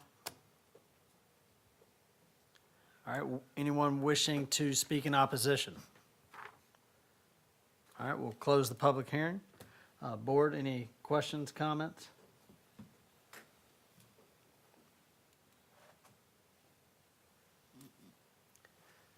All right. I'll say this, it is within the growth boundary. I can't see anyone really want to build a home in that specific area. So with that, I'll make a motion to approve the rezoning for 2024-338 and an amendment to the future land use map of the Amherst County Comprehensive Plan from medium density residential to commercial for this portion. So, motion on the floor. Any further discussion? Mr. Chair, I would just say that I agree with you. I mean, I take our future land use map and comprehensive plan very seriously. I do think that with that rear property adjoining the substation, it's highly unlikely that it would be developed for residential, and that stretch of road across from 84 Lumber, which is where this is, in that general vicinity, I believe residential development would generate far more trips on that section of road, which I believe would be detrimental. So I think this is an acceptable use for the property, an acceptable petition, so I'll be supporting your motion, sir. Thank you, Mr. Mark. Any further comments? The only Mr. other Adams? thing I would say, Mr. Chairman, is and this is not really directly, because obviously they have, I guess, beat us to the finish line as far as addressing the storage units as far as a special exception going forward, right? For that 29 South Business District, I mean, that's a pretty condensed area. And I don't think any of us will argue up here the need, especially with the way residential statuses are being conducted now, and a lot of leasing and things of that nature. I don't think we can argue the need for storage units, right? But I also want us to be careful for our Route 29 beautification and the commercial growth down there going forward. But obviously, that doesn't really impact this one here. So just wanted to inject those comments associated with it. So I'll be supporting your motion as well. Thank you, sir. Board, any further questions, comments? All right, seeing none. Motion on the floor. All those in favor say aye. Aye. I vote aye as well. Any opposed? None. Motion passes. All right, next item we have is Special Exception 2024-343 Ebenezer Road Solar. Mr. Creasy.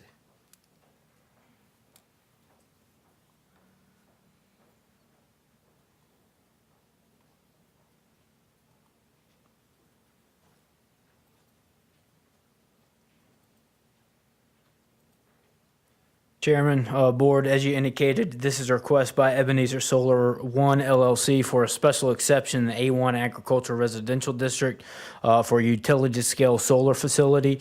The parcel is located at 719 Ebenezer Road and is further identified as tax map number 111-A-3.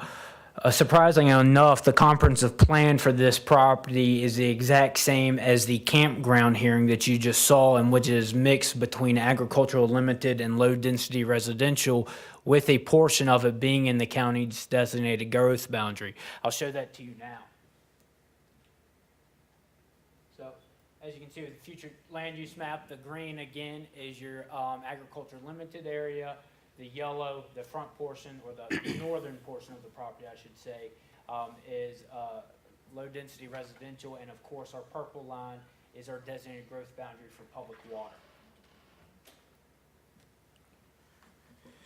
The parcel is zoned A1, and as indicated in the other hearings, the A1 district is designated to accommodate farming, forestry, and limited residential uses. And it's recognized that certain rural areas may logically be expected to develop residentially. However, it is the intent to discourage random scattering of residential, commercial, or industrial uses.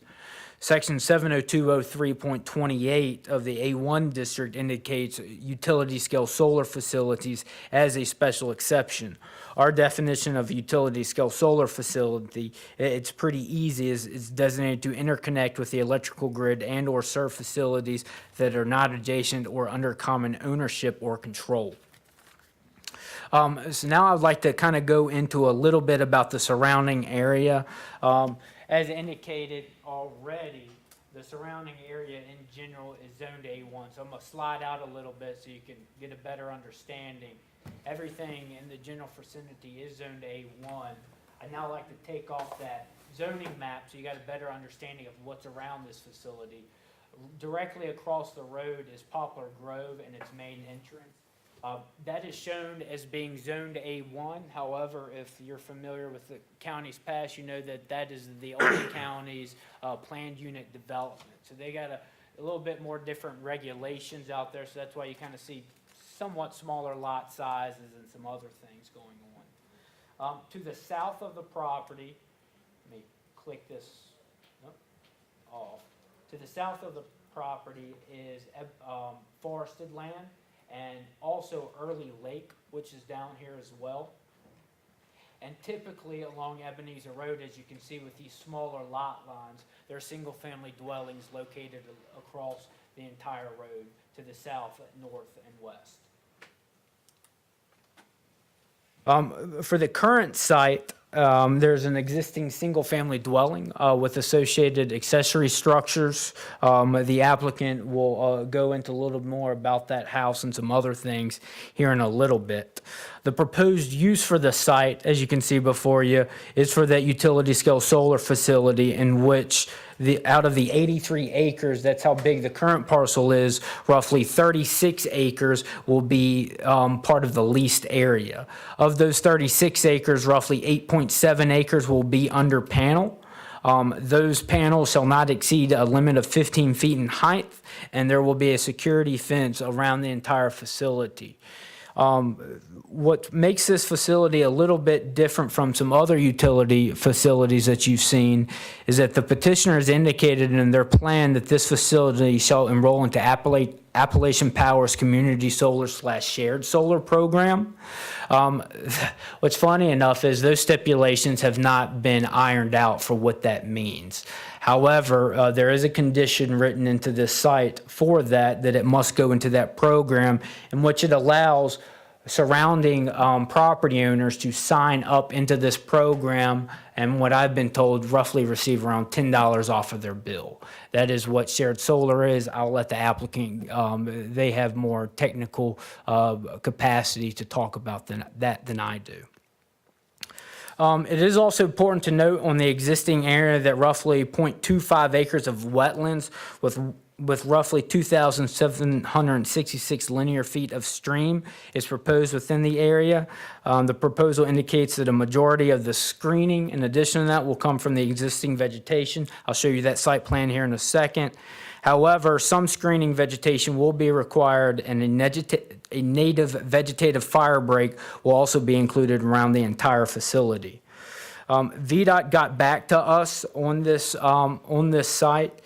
Pretty much, I'm not going to read this verbatim, but what they will have to show that in the site development for their construction of this site, they'll have to show any side road or any road that a truck driver was to go onto. They've got to indicate to VDOT that they can meet the turning movements, turning radii, and then they'll also have to have a low-volume commercial entrance put into that place.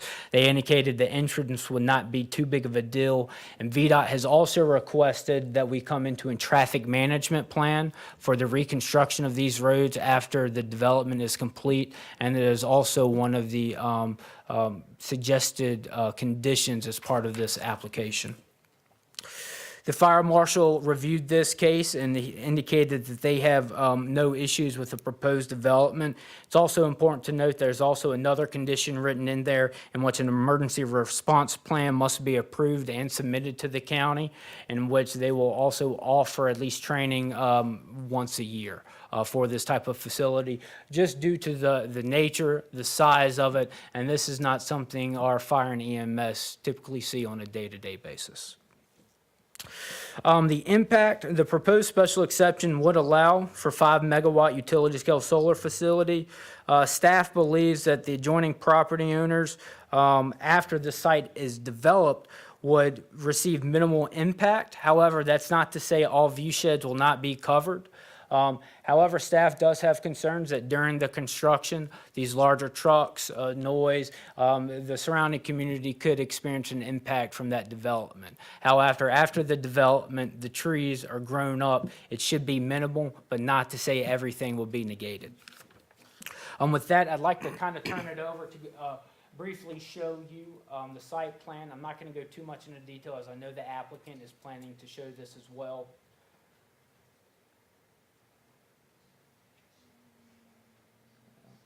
Where is she at?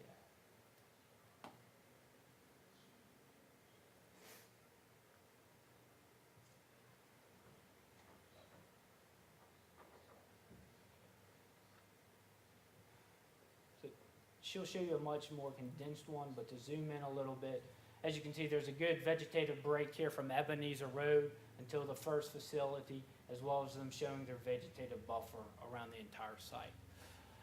With that, there are a list of recommended conditions for this found within your packet. Staff is not planning to go over those unless you have specific questions. And there is a recommended motion from the Planning Commission as well. At this time, do you have any questions for staff? Board, any questions at this? Mr. Creasy, you said this is 7 acres under panel. under panel, and this is in compliance with the solar revisions we did a few months ago? Yes, sir, that is correct. The Planning Commission also, I'm sorry, I did not mention this. They did a 15.2 review on this, and it does comply with the comprehensive plan language, being east of Route 29 business and being under 50 acres. Yes, sir. Thank you. Well, I'm sorry, one more question. So if I remember that ordinance correctly, once this facility, if it's approved, goes in, there cannot be another facility within a certain radius, is that correct? That's correct. Thank you so much. Yes, sir. Board, any further questions? All right, thank you, Mr. Creasy. If the applicant wants to step up and.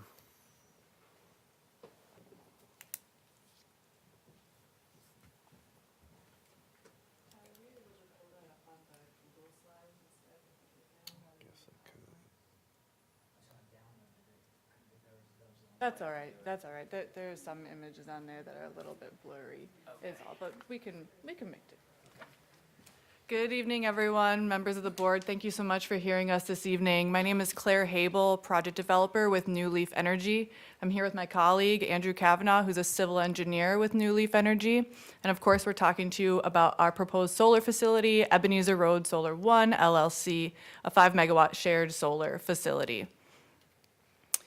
Tyler did show you the map, but I like to call it out as well just to orient you to where we're discussing within your county.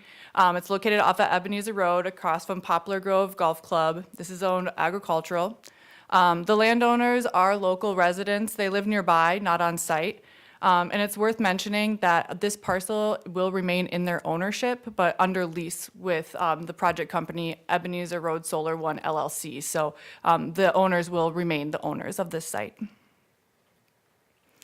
Tyler did a great job teeing this up, so I won't go too much into detail here, but please note it's about an 89-acre parcel, of which 43 would be used for the facility. Much of those acres would be used actually for the vegetative buffers, our stormwater features that will be used on site, and only between 8 and 9 acres used actually for the panels themselves.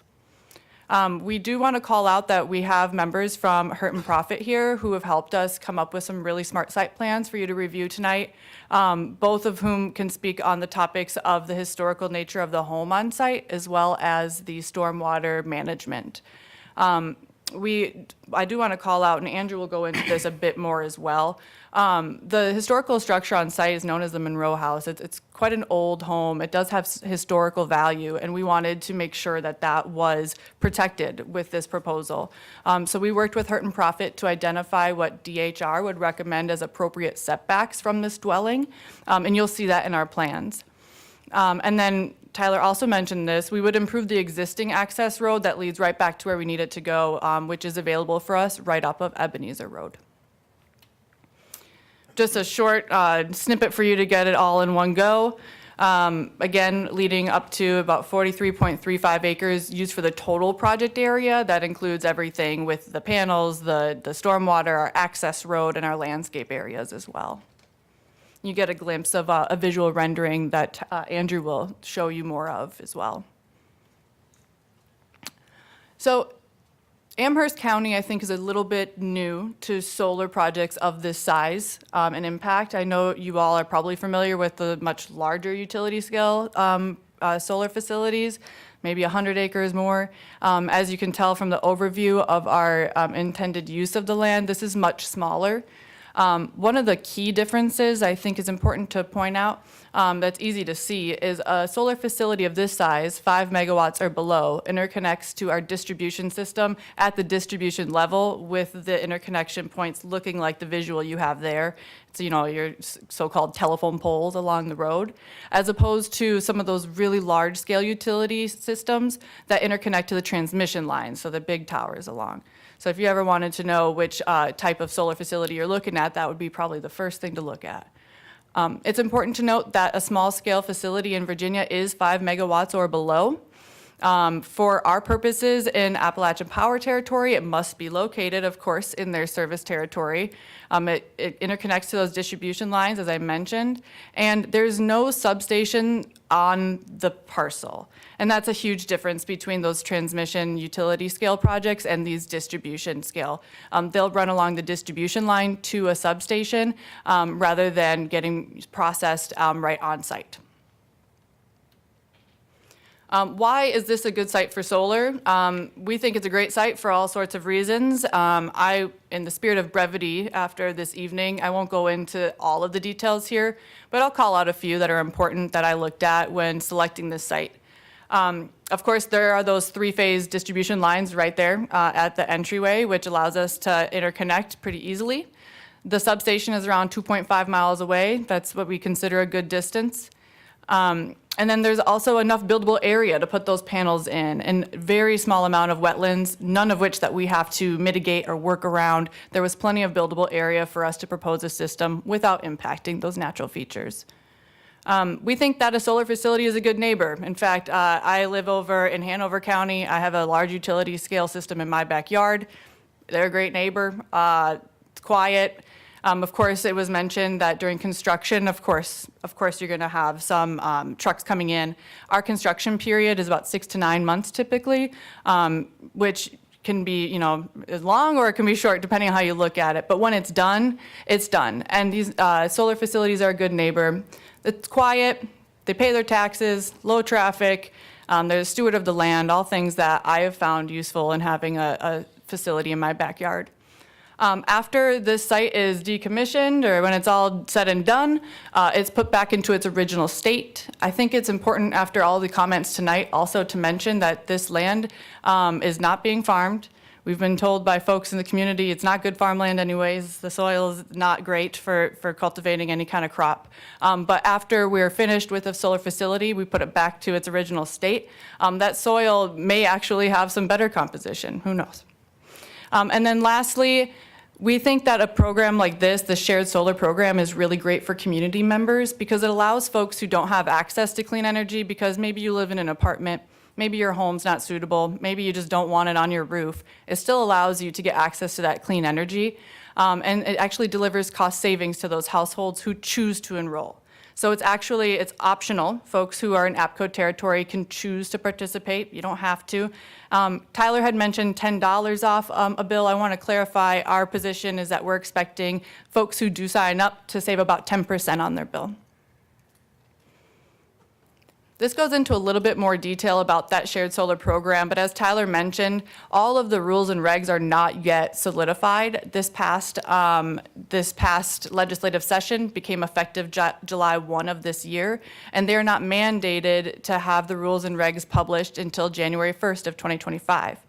That being said, we know that the shared solar program for Appalachian Power was proposed in the spirit of what's already existing in Dominion Power's territory. So we expect a lot of the rules and regs to look pretty much the same way Dominion's looks. But again, we won't know for sure until January 1 of this year. The bill also requires that all the tariffs, the agreements, all those legal instruments to make these projects happen, they need to be available by July 1, of course, when legislation takes effect. The program for APCO, it's pretty small in comparison to Dominion's actually. APCO's program is starting off with 50 megawatts. So if you think about a facility like this being 5 megawatts, that's about 10, give or take, on their size through all of this territory. So I think having one here in Amherst County sounds like a big deal to me. We also expect that, as I mentioned, customers to see some cost savings. And in our conditions for this application, we have said that 100%, if and when this project comes to life, it needs to participate in this program. It would never exist as an independent power facility. It would always have to be part of the shared solar program, providing that benefit to the community. I've gotten some questions from folks about how feasible is this on interconnection? Are we going to give you your permit? And then APCO comes back and says it's not a feasible interconnection. We're getting really good indications from APCO right now that it is pretty reasonable. We are in the second of third study phase. We're in our impact study phase. Everything that's coming back looks like this is a very viable site from an interconnection standpoint. And again, just a quick snapshot for you to see it all in one table. I won't call them out. You all know what the ordinance says. I just wanted to highlight for you that this proposal meets or exceeds all of those ordinance requirements. And at this time, I'm going to turn it over to Andrew, who's going to go through some of those site details with you with a little bit more illustration. Thank you, Claire. Good evening, Board. My name is Andrew Cavanaugh, civil engineer with New Leaf. Claire and Tyler have actually done a really great job tonight, kind of robbed me of all my talking points, but I digress. So tonight we have before you the conceptual layout for the 719 Ebenezer solar facility. It is a 5 megawatt fixed tilt solar facility, so all the panels are south facing away from Ebenezer Road. We use tier 1 panels with an anti-glare coating on them, so reflection and glare is not an issue on this at all. And again, as Claire mentioned, we'll be adhering to all the county ordinance requirements. The 150-foot setback has been applied to the site, and our 50-foot upgraded from the 40-foot requirement. Vegetated buffer will fall within that 150 feet. We have enlisted the help of Hurt and Profit, mainly Randy Lichtenberger, who is in the crowd this evening. If the board has any other questions on some of the more granular details of how some of the historic details came about for this site and some of the keep-outs yards were applied, he'd be happy to answer those for you as well. So the number one keep-out area is the Monroe House, not to be confused with James Monroe, but the Monroe family of 1791. It is of Randy's professional opinion that we were to apply a 2-acre front yard to preserve the historic presence of that home on site. It was currently being revitalized, but it is in a stop-pause phase for reasons outside of our wheelhouse. Additionally, during the Phase 1A and Phase 1B archaeological survey that was performed on site, a family cemetery was found in the eastern corner. So a 100-foot buffer was applied to that. We will be clearing trees in that area, but we will not be removing the stumps as to not disturb any underground remaining archaeological artifacts that may or may not be present in that area. And again, just to kind of recap, to establish our keep-out areas, we look to Randy. And typically we do a Phase 1B. We start with a Phase 1A hybrid, which is Randy and his team will go out on site and do a walkover of all the disturbed areas for a presence absence. And anything that could not be seen outside of that, we dig. They were digging shovel test pits in 50-foot increments of a matrix across the site. Test locations were identified by Randy and his team, subsequently performed with little to no results back for us, so we are in the clear for design. Additionally, another hot topic for a lot of these sites is grading and wetlands. I would like to reiterate or state, for that matter, that one of the best parts about these small-scale solar sites is site selection. We're able to not mass grade these sites. We leave the existing site conditions as they are. We're not flattening anything out. We're able to adhere the fixed tilt systems to the topography of the land and not the other way around. We don't have to manipulate anything. The only mass grading that will happen on site will be the improvements to the access road and the stormwater BMPs on site. Additionally, as a condition for this, we worked with Tyler and the county. We will be grading and tree clearing in phases that are designed around the 3 drainage areas on site as to not do any mass site prep work at one time so that we can establish in better drainage areas in a manageable effort. Additionally, we had a wetland delineation completed by Labella Mid-Atlantic for us. As Tyler mentioned, around 2 acres of wetland were found on site. None of those will be impacted by this project. A 50-foot buffer has been applied around all of those, and no tree clearing will happen in those areas either. And a typical question we get, and a large concern for a lot of people is this going to increase runoff or flooding? And to that we answer, previously these projects would, but however in March 22nd of 2022, DEQ issued a memorandum that was effective immediately of that date, where solar panels were to be considered impervious, and we were to account for that in all of our stormwater design. Previously, they were not considered impervious, which led to increased runoff.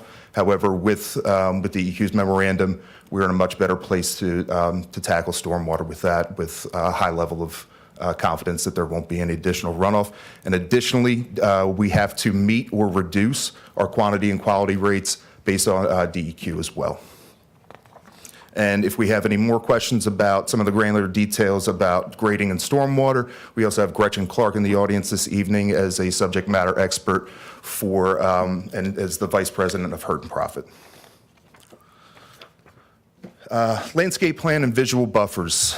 This site will be virtually unseeable from Ebenezer Road. There's about a 2 to 3 second gap when traveling along this road at the posted rate of speed, where you'll be able to see back into the site. However, there is a large amount of pre-existing mature vegetation that will do an efficient job of screening that from the road as well. Where that is lacking in terms of our landscape plan, we will be providing supplementary buffer plantings for those areas. Again, which is a very small amount of what is already existing and reserved for the landscape plan. Proposed site access, supplemental plantings from Ebenezer Road, and again, that carries down through the site as well, and a 50-foot buffer is held around the perimeter of the site. Additionally, I'd like to note that the topography of the site will also be a huge benefactor for the screening of this. The site as it stands in its current state and as in its constructed state slopes away from Ebenezer Road, so as the site goes back, the panels fall and situates itself very nicely within the landscape in a hidden manner. And Claire touched on a lot of these topics earlier. We've got about 7.5 acres of vegetation reserved for buffering, and that 1.8 acres will be the supplementary buffering that we've established as the areas lacking for what's pre-existing on site. Pollinator species will be the entirety of the fenced-in area, less a strip around the security fencing for the site, which will be a cool weather drought-tolerant species to act as a fire break. And again, about 18.9 acres will be a pollinator species, which studies have shown that increases pollination in a 1 to 3 mile radius from the site. And finally, we enlisted the help of one of our vendors, Saratoga Associates, to provide us some visual simulations of the site based off of the conceptual plans that we provided for them and the initial grading plan that we have. So the initial aerial rendering, you'll be looking westward up towards Union Hill towards the AEP facility that is currently existing. The second is a south-facing over Poplar Grove back towards the rear of the parcel. Third, we have the south-facing above Ebenezer Road to the western portion of the site. And then lastly, second to last, I apologize, northwest facing the south end of the property as well. And you'll note that, again, this is the sloping topography which seats the facility well into the site, especially with the screening. And finally, we have the southeast facing above Poplar Grove at the site entrance. You'll also note the AEP transmission right-of-way that bisects the site as well. And finally, we have a cross-section elevation for you. I know it's a little bit difficult to see in a planimetric view, so we had Saratoga provide us a cross-section facing northwest to provide a better understanding of how the facility nests itself into the existing landscape. So again, it's that south sloping topography, and the further in the site you get, the deeper it goes. And for that concludes New Leaf's presentation this evening for 719 Ebenezer. You can find us in our corporate office location in Lowell, Massachusetts. We have a Virginia mailing address as well, and then the team email addresses if anyone has any further questions for us. We're always open and available for y'all. So thank you very much. We appreciate your time, and if you have any questions, we'll be here to answer this evening. Thank you. Thank you so Board, much. any questions? Mr. Mark? Yeah, if we can keep them up, if you don't mind. Sure. So will New Leaf retain ownership of this, or will you sell it to AEP? Thanks. New Leaf Energy is a development company, so what we do is we get the land ready for development. We do all of the lease work with the landowner. We do all of the interconnection agreements. We work with local folks like you to get permits, and then the system will actually be in the very capable hands of a longtime owner who will build, maintain, and operate the system. It will not be Appalachian Power. It will be an IPP, independent power purchaser. In Virginia, we have a short list of folks we work with, of whom I cannot tell you for legal reasons. But we can tell you that we work with them on many projects throughout Virginia, and we have a lot of trust in them, and I've seen them do a good job.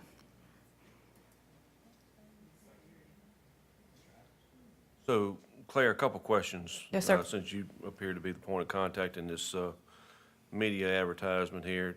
When you guys, I'm assuming the July the 10th meeting that you guys conducted at the Coolwell Community Center, what kind of turnout did you have for that?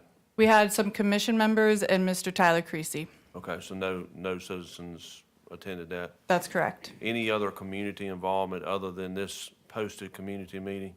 We met with the neighbors who represent the Scott Family Investments. Two of those folks we met with to discuss their concerns about impacts to Early Lake. I did reach out to the contact that was provided to me by Hurt and Profit for the community at Poplar Grove. I did not get a response from that person. I think that can answer your question. Yeah, I'm okay with that. Okay.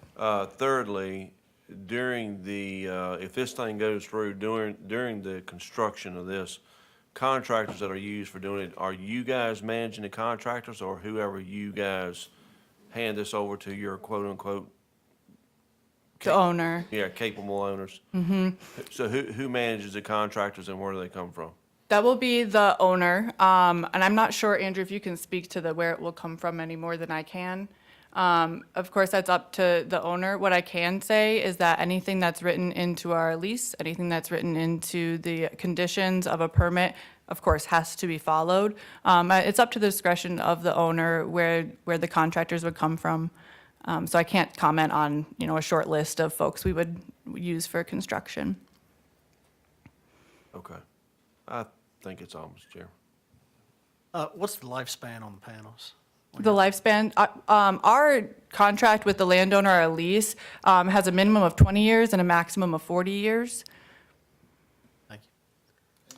If I may, I can speak a little bit more on that. If we're talking about the viability and the production rates of the panels as themselves over the rate of 40 years, the tier 1 panels typically have a degradation rate of about 0.3% per year. So at the end of the lifespan of 40 years, they're still running at about 88% efficiency. You're welcome. I'm sorry, I do have one. Mr. Martin? Will there be a decommissioning agreement with the county? There is a decommissioning bond. Yes. Thanks, Tyler. Yes, for site plan approval, a decommissioning plan as well as a bond posted for that amount will have to be given to the county. Now, 40 years? so it must be updated. We just updated that ordinance to where they must update the decommissioning plan every 5 years because, as we all know, those prices change for doing that type of work. I believe they have to update it now every 5 years. It used to be every 10. Will outlive me. Yeah, me too. Not Claudia. I'm getting new parts every month. We digress quite a bit. I do have one more thing, and I got a little concerned when I heard, well, we can't tell you this, we can't tell you this, we can't tell you who this person's gonna be, we can't tell you this. But I do understand it. You've got legal restrictions to keep you from sharing that. But just so people who are listening to this on YouTube, the land itself is leased to an Amherst County resident. Is that correct? The land itself is owned by an Amherst County Right. resident and leased to Ebenezer Road Solar 1 LLC. Right, okay. Only the portions that are shown in the site plan. The rest of the property is not leased. So the remaining, what are the 30 to 40 acres is not under Stays lease. with that individual. Yes, as Yes. well as the lease portion, but of course that is under lease with Okay. the project All right, company. thank you. Mr. Chairman. So, Claire, and just one other thing. So, and again, I guess when you're referring to these IPPs, did I use the right term? Yes. Okay. So they will be the ones that will set the operational plan in place, correct? As far as the implementation of the panels, the upkeep, That's the correct. maintenance of the site, things of that nature, correct? That's correct. Who sets those standards for the IPP? Do you guys do that, or do they have to present certain standards for that? Because I'm assuming with the much investment that's going to go into this piece of property, right? It's not going to be neglected, but at the same time, I'd be shortcutting myself if I didn't at least address that for the Absolutely. community around there. So Absolutely. there are strict guidelines to make sure that the property is maintained to a suitable standard, correct? Right. I think, Andrew, might be better to speak about what kind of maintenance agreements and things are in place per the county, our electrical permits. So just to kind of keep it high level for this, everything that is agreed upon and conditioned this evening rolls over into those IPPs. So the standards that we established this evening, they are held to at the same level that we are. Thank you, sir. Board, any other questions? All right, thank y'all. Thank you. We'll open up the public hearing. So anyone wishing to speak in favor, please come and address the board at this time. All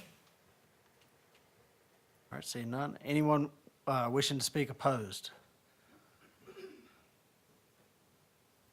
All right, seeing none, we'll close the public hearing. Board, what's your pleasure?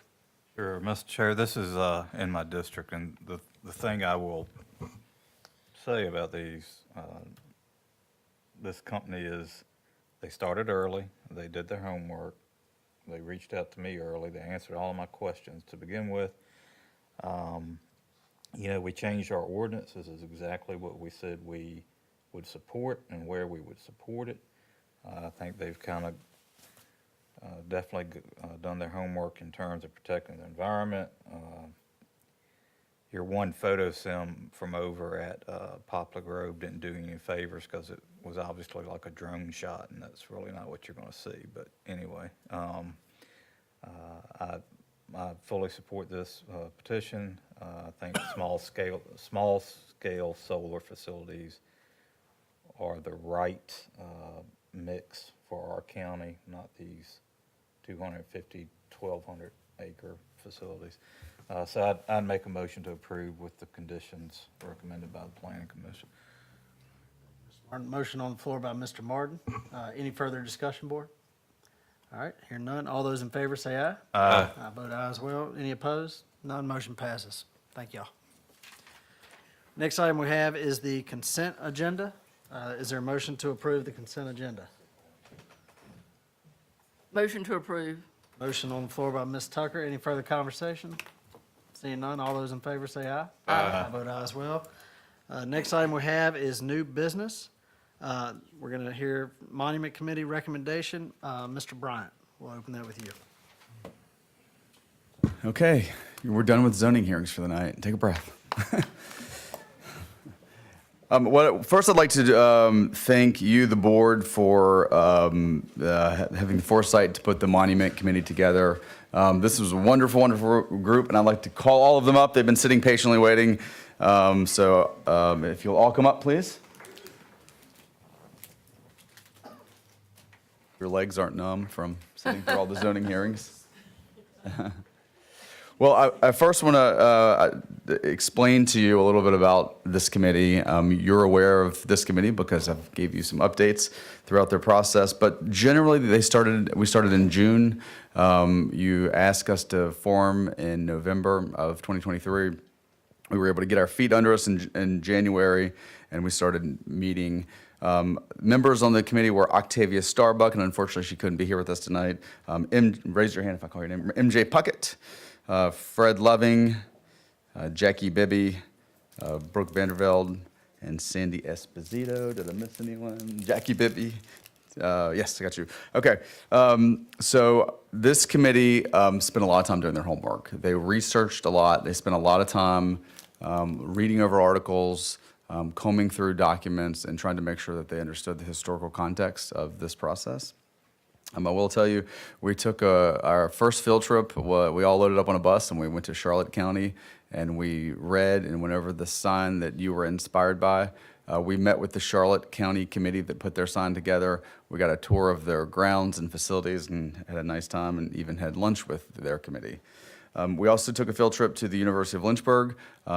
Kim Payne, the former city manager, he did a presentation on monuments in Virginia. It was a very timely presentation, so we were able to be part of that process. We also consulted with Ed Ayers, who is a historical professor at the University of Richmond, and we were able to provide some of the context that we were thinking, some of our ideas, and he gave us some good feedback. There's a lot of other things we did, but that's just to highlight some of the things that this committee did to try to do a good job for you in terms of putting a sign together. And so keep in mind that our task was to come up with something where the monument stays, the sign on the plaque on the monument stays, but a sign would go beside the monument. And so MJ Puckett has volunteered to read the recommendation from the Monument Committee to you. I don't know, well, we don't have a picture in front of you, I don't think, of the existing monument.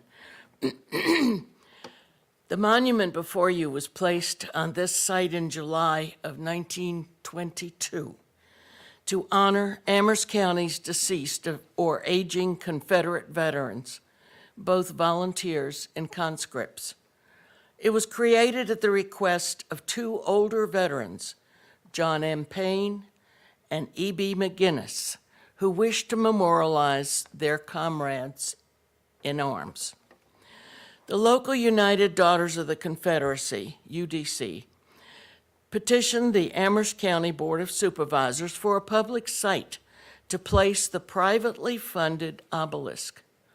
The board permitted their request without any public discourse or citizenry vote. The memorial was erected during an active period of monument construction across the United States, celebrating historic events. The images and language on the plaque are typical of Confederate memorials of the period, such as the placement on, and as is the placement on the courthouse green. The flagpole was placed by the American Legion in 1942. Today, the monument is at the back of the courthouse due to construction in 1996 that changed the orientation of the building. Unfortunately, there was no place to now remove it and put it by the front door because there just isn't room. Next, the NAACP stated an objection.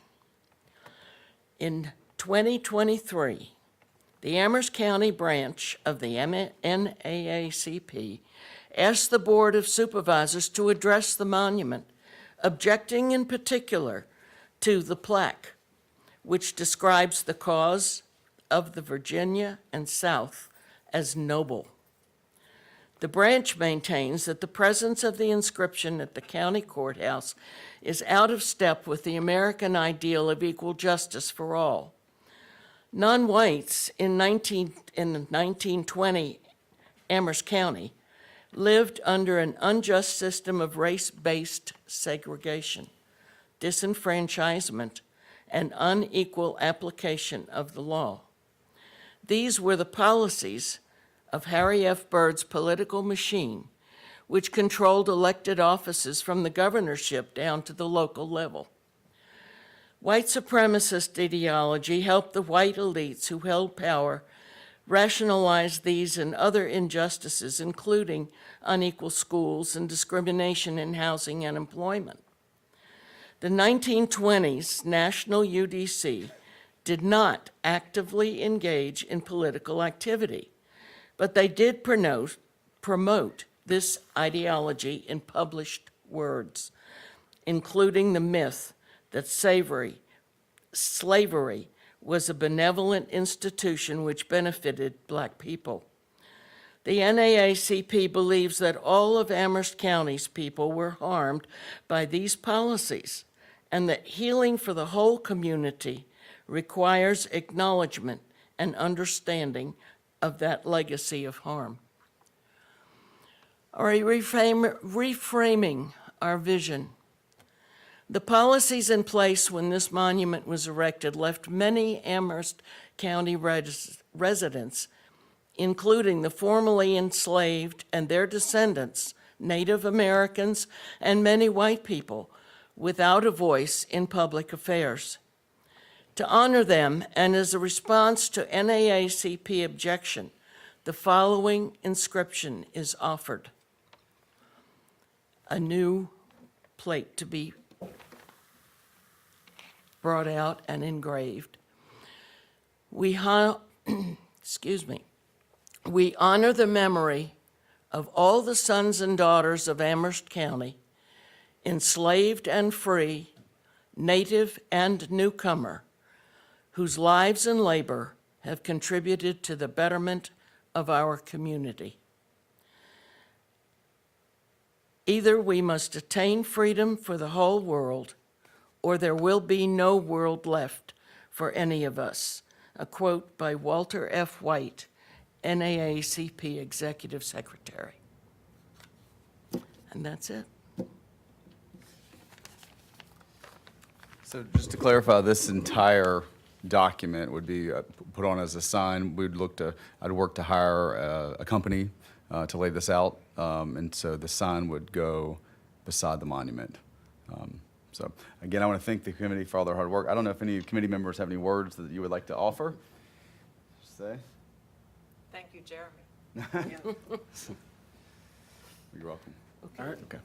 Thank y'all. We appreciate the hard work you put into this. Board, if it's okay with you, I'd like to take this under advisement and we can circle back to it at a later date, give us time to mull it over. So, I agree with that approach. all right. Thank y'all. Appreciate it. All right.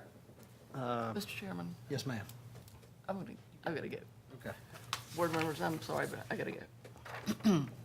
Thank you, ma'am. I think I'm good. I'm good. Thank you. All right. All right. Next item we have is the county administrator's report, boards, commissions, committees, planning commission. Mr. Bryant.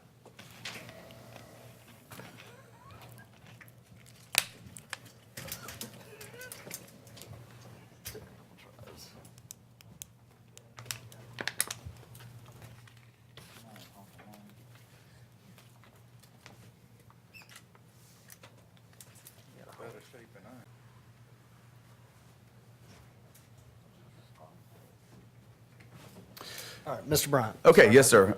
So the board is being asked to appoint a District 1 and District 3 member of the Planning Commission. Staff advertised in the New Era Progress on August the 1st. We received letters of interest from Mr. Darren Four and Mr. Jim Thompson indicating their desire for consideration of reappointment for Planning Commission. Staff also received a letter of interest from Mr. Bill Wise seeking appointment for the District 3 vacancy. So there's one vacancy for District 1, Mr. Four. He's the only one that applied. In District 3, we received 2 applications, Mr. Thompson, who already serves on the Planning Commission, and Mr. Bill Wise, who does not serve on the Planning Commission, but he does serve on the Board of Zoning Appeals. So we listed a number of recommended motions for you below. Any questions for staff? Board, any questions? All right. Thank you, sir. Board, what's your pleasure? Mr. Chairman, being that one of them is my district, and I'm sorry, Jeremy, I was distracted for just a moment. You did make the statement that Mr. Wise withdrew, correct? He didn't withdraw. He called and spoke to Mr. Creasy today and told him that he understood, when he applied, he didn't understand that there was already a Planning Commission member that was reapplying for Okay. his seat. And he did indicate that he was certainly supportive of you reelecting that member of the Planning Commission if you felt like he was doing a good job. Is that fair to say, Mr. Creasy? Yes. So, Mr. Chairman, I don't know if we need to break these motions up separately, but I do feel moved to make a motion to reappoint Mr. Jim Thompson for the District 3 representative for the Planning Commission. Motion on the floor by Mr. Adams to reappoint Mr. Thompson for District 3. Any discussion, board? Seeing none. All those in favor say aye. Aye. I vote aye as well. Any opposed? None. Congratulations, Mr. Thompson. Let's see. What are y'all thinking on District 1? Well, we only have one applicant. I'll go ahead and make the motion. Are you District 1? Go ahead. Yeah, go ahead. I thought it was Claudia for a second. No. Thank you so much, but I'll make the motion that we reappoint Mr. Ford to District 1 Planning Commission. I'm sure she would be happy to be with us and do this, but I'll take the reins on this. There's 3 main changes that we're asking you to make as part of the Amherst County Purchasing Manual. The first you've done, that's the current title of the Purchasing Director from the Procurement and Contracts Division Manager. That would take place in this document as well. The second is one that's would help certainly staff. With current small purchase guidelines from $0 to $3,500, we're required to get 1 quote. From $3,500 to $10,000, we need 3 quotes. From $10,000 to $50,000, we need 4 quotes. What we're proposing is a change in our small purchase guidelines. So we would go from 0 to 5,000 would require 1 quote, and from 5,000 to 50,000 would require 3 quotes, which is really not much difference than what we have now, except we go from 4 to 3 quotes. We did a comparison to other localities, and we found that both Campbell and Bedford were similar to what we're proposing. Appomattox is similar to what we have now. The city of Lynchburg and the state of Virginia allow you to go up to 10,000. We're not asking to go that high, but we would like to move our small purchase requirements to 5,000. I'll stop here. Any questions here? Board, any questions? Okay. And then the final change is state code change, the VPPA verbiage from shall to may. And so it says that additionally, the county may publish in a newspaper of general circulation. It's not a requirement. This is consistent with state law. So those are the three changes that we're asking the board to make. You're not bound to accept low bid, correct? Correct. Okay. Yeah, I don't have an issue with it. That I'll make a motion that the board approve all the changes made to the Amherst County Purchasing Manual. That being said, any further discussion, board? Seeing none, all those in favor say aye. Aye. Vote aye as well. Any opposed? None. That passes. Next item we have is the county attorney's report. Mr. Popovich.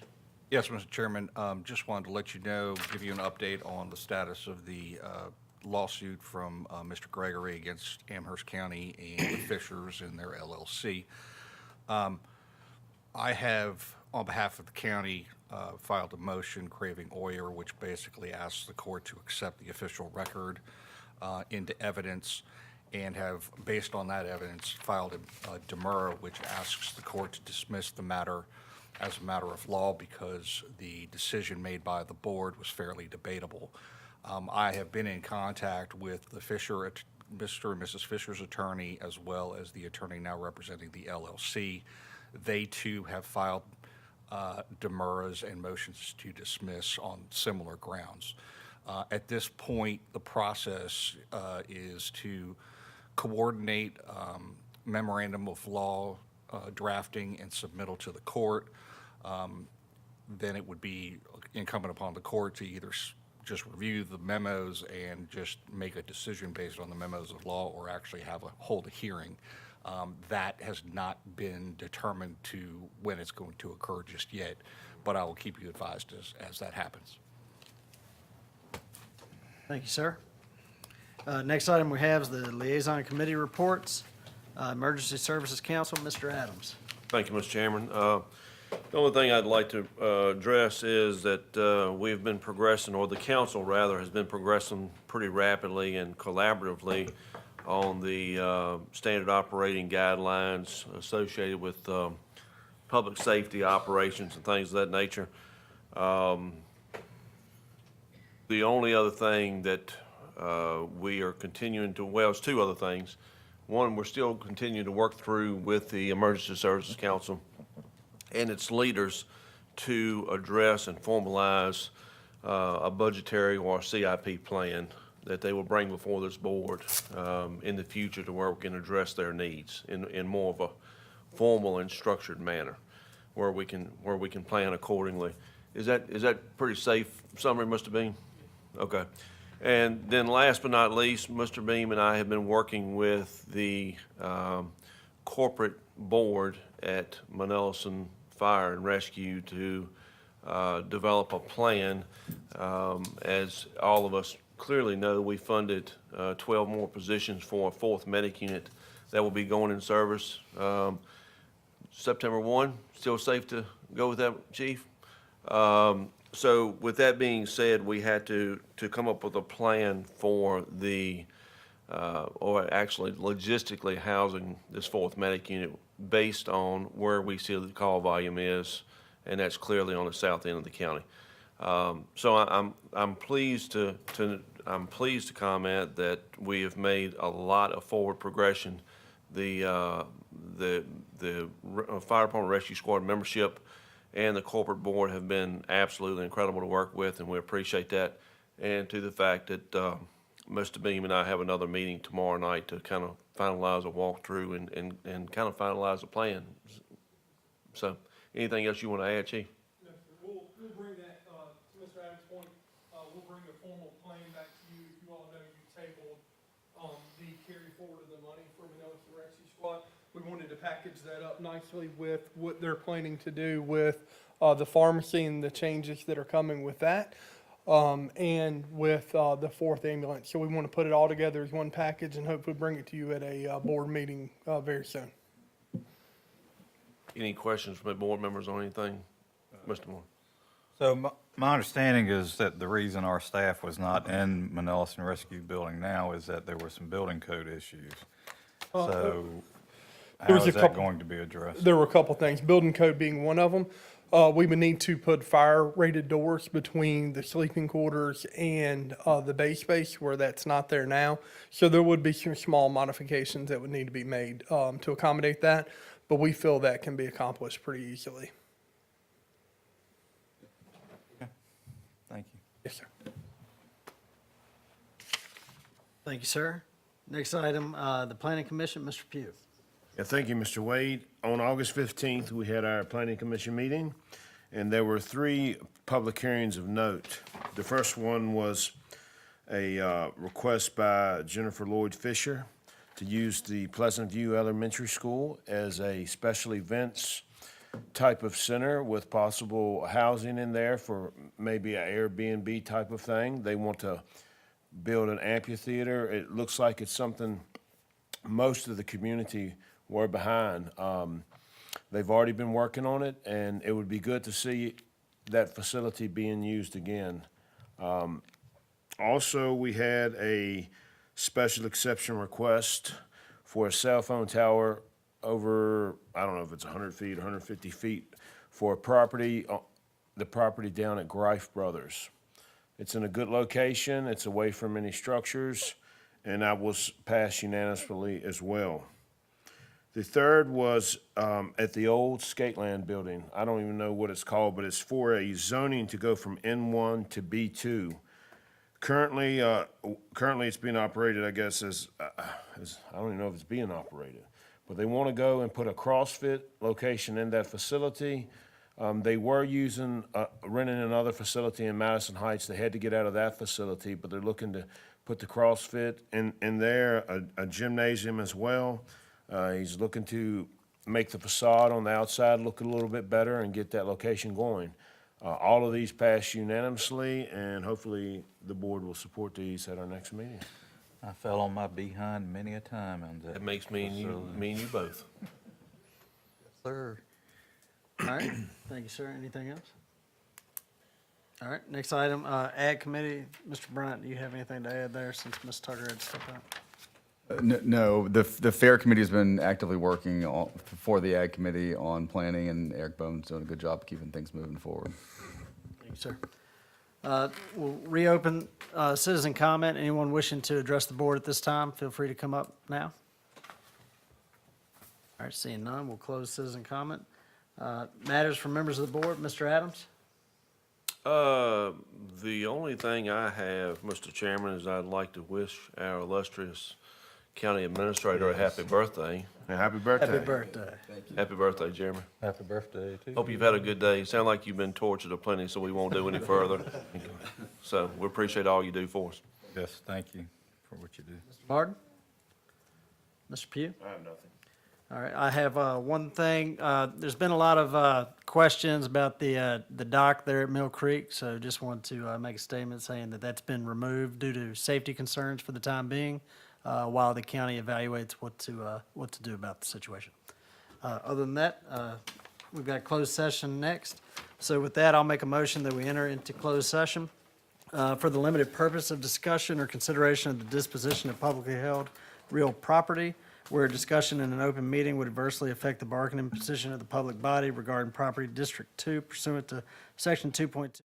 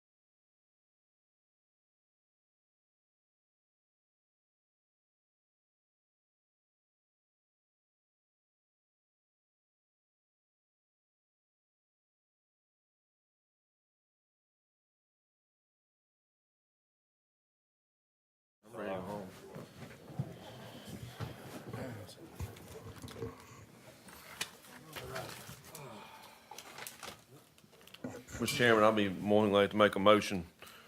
Got it? I move that the Board of Supervisors certify by a recorded vote that to the best of each board member's knowledge, only public business matters lawfully exempted from the open meeting requirements of the Virginia Freedom of Information Act and identified in the motion authorizing the closed session were heard, discussed, and considered in the closed session. All right, motion on the floor to certify closed session. Mr. Adams? Aye. Mr. Martin? Aye. Mr. Pugh? Aye. I vote aye as well. With that, we're adjourned. Thank you.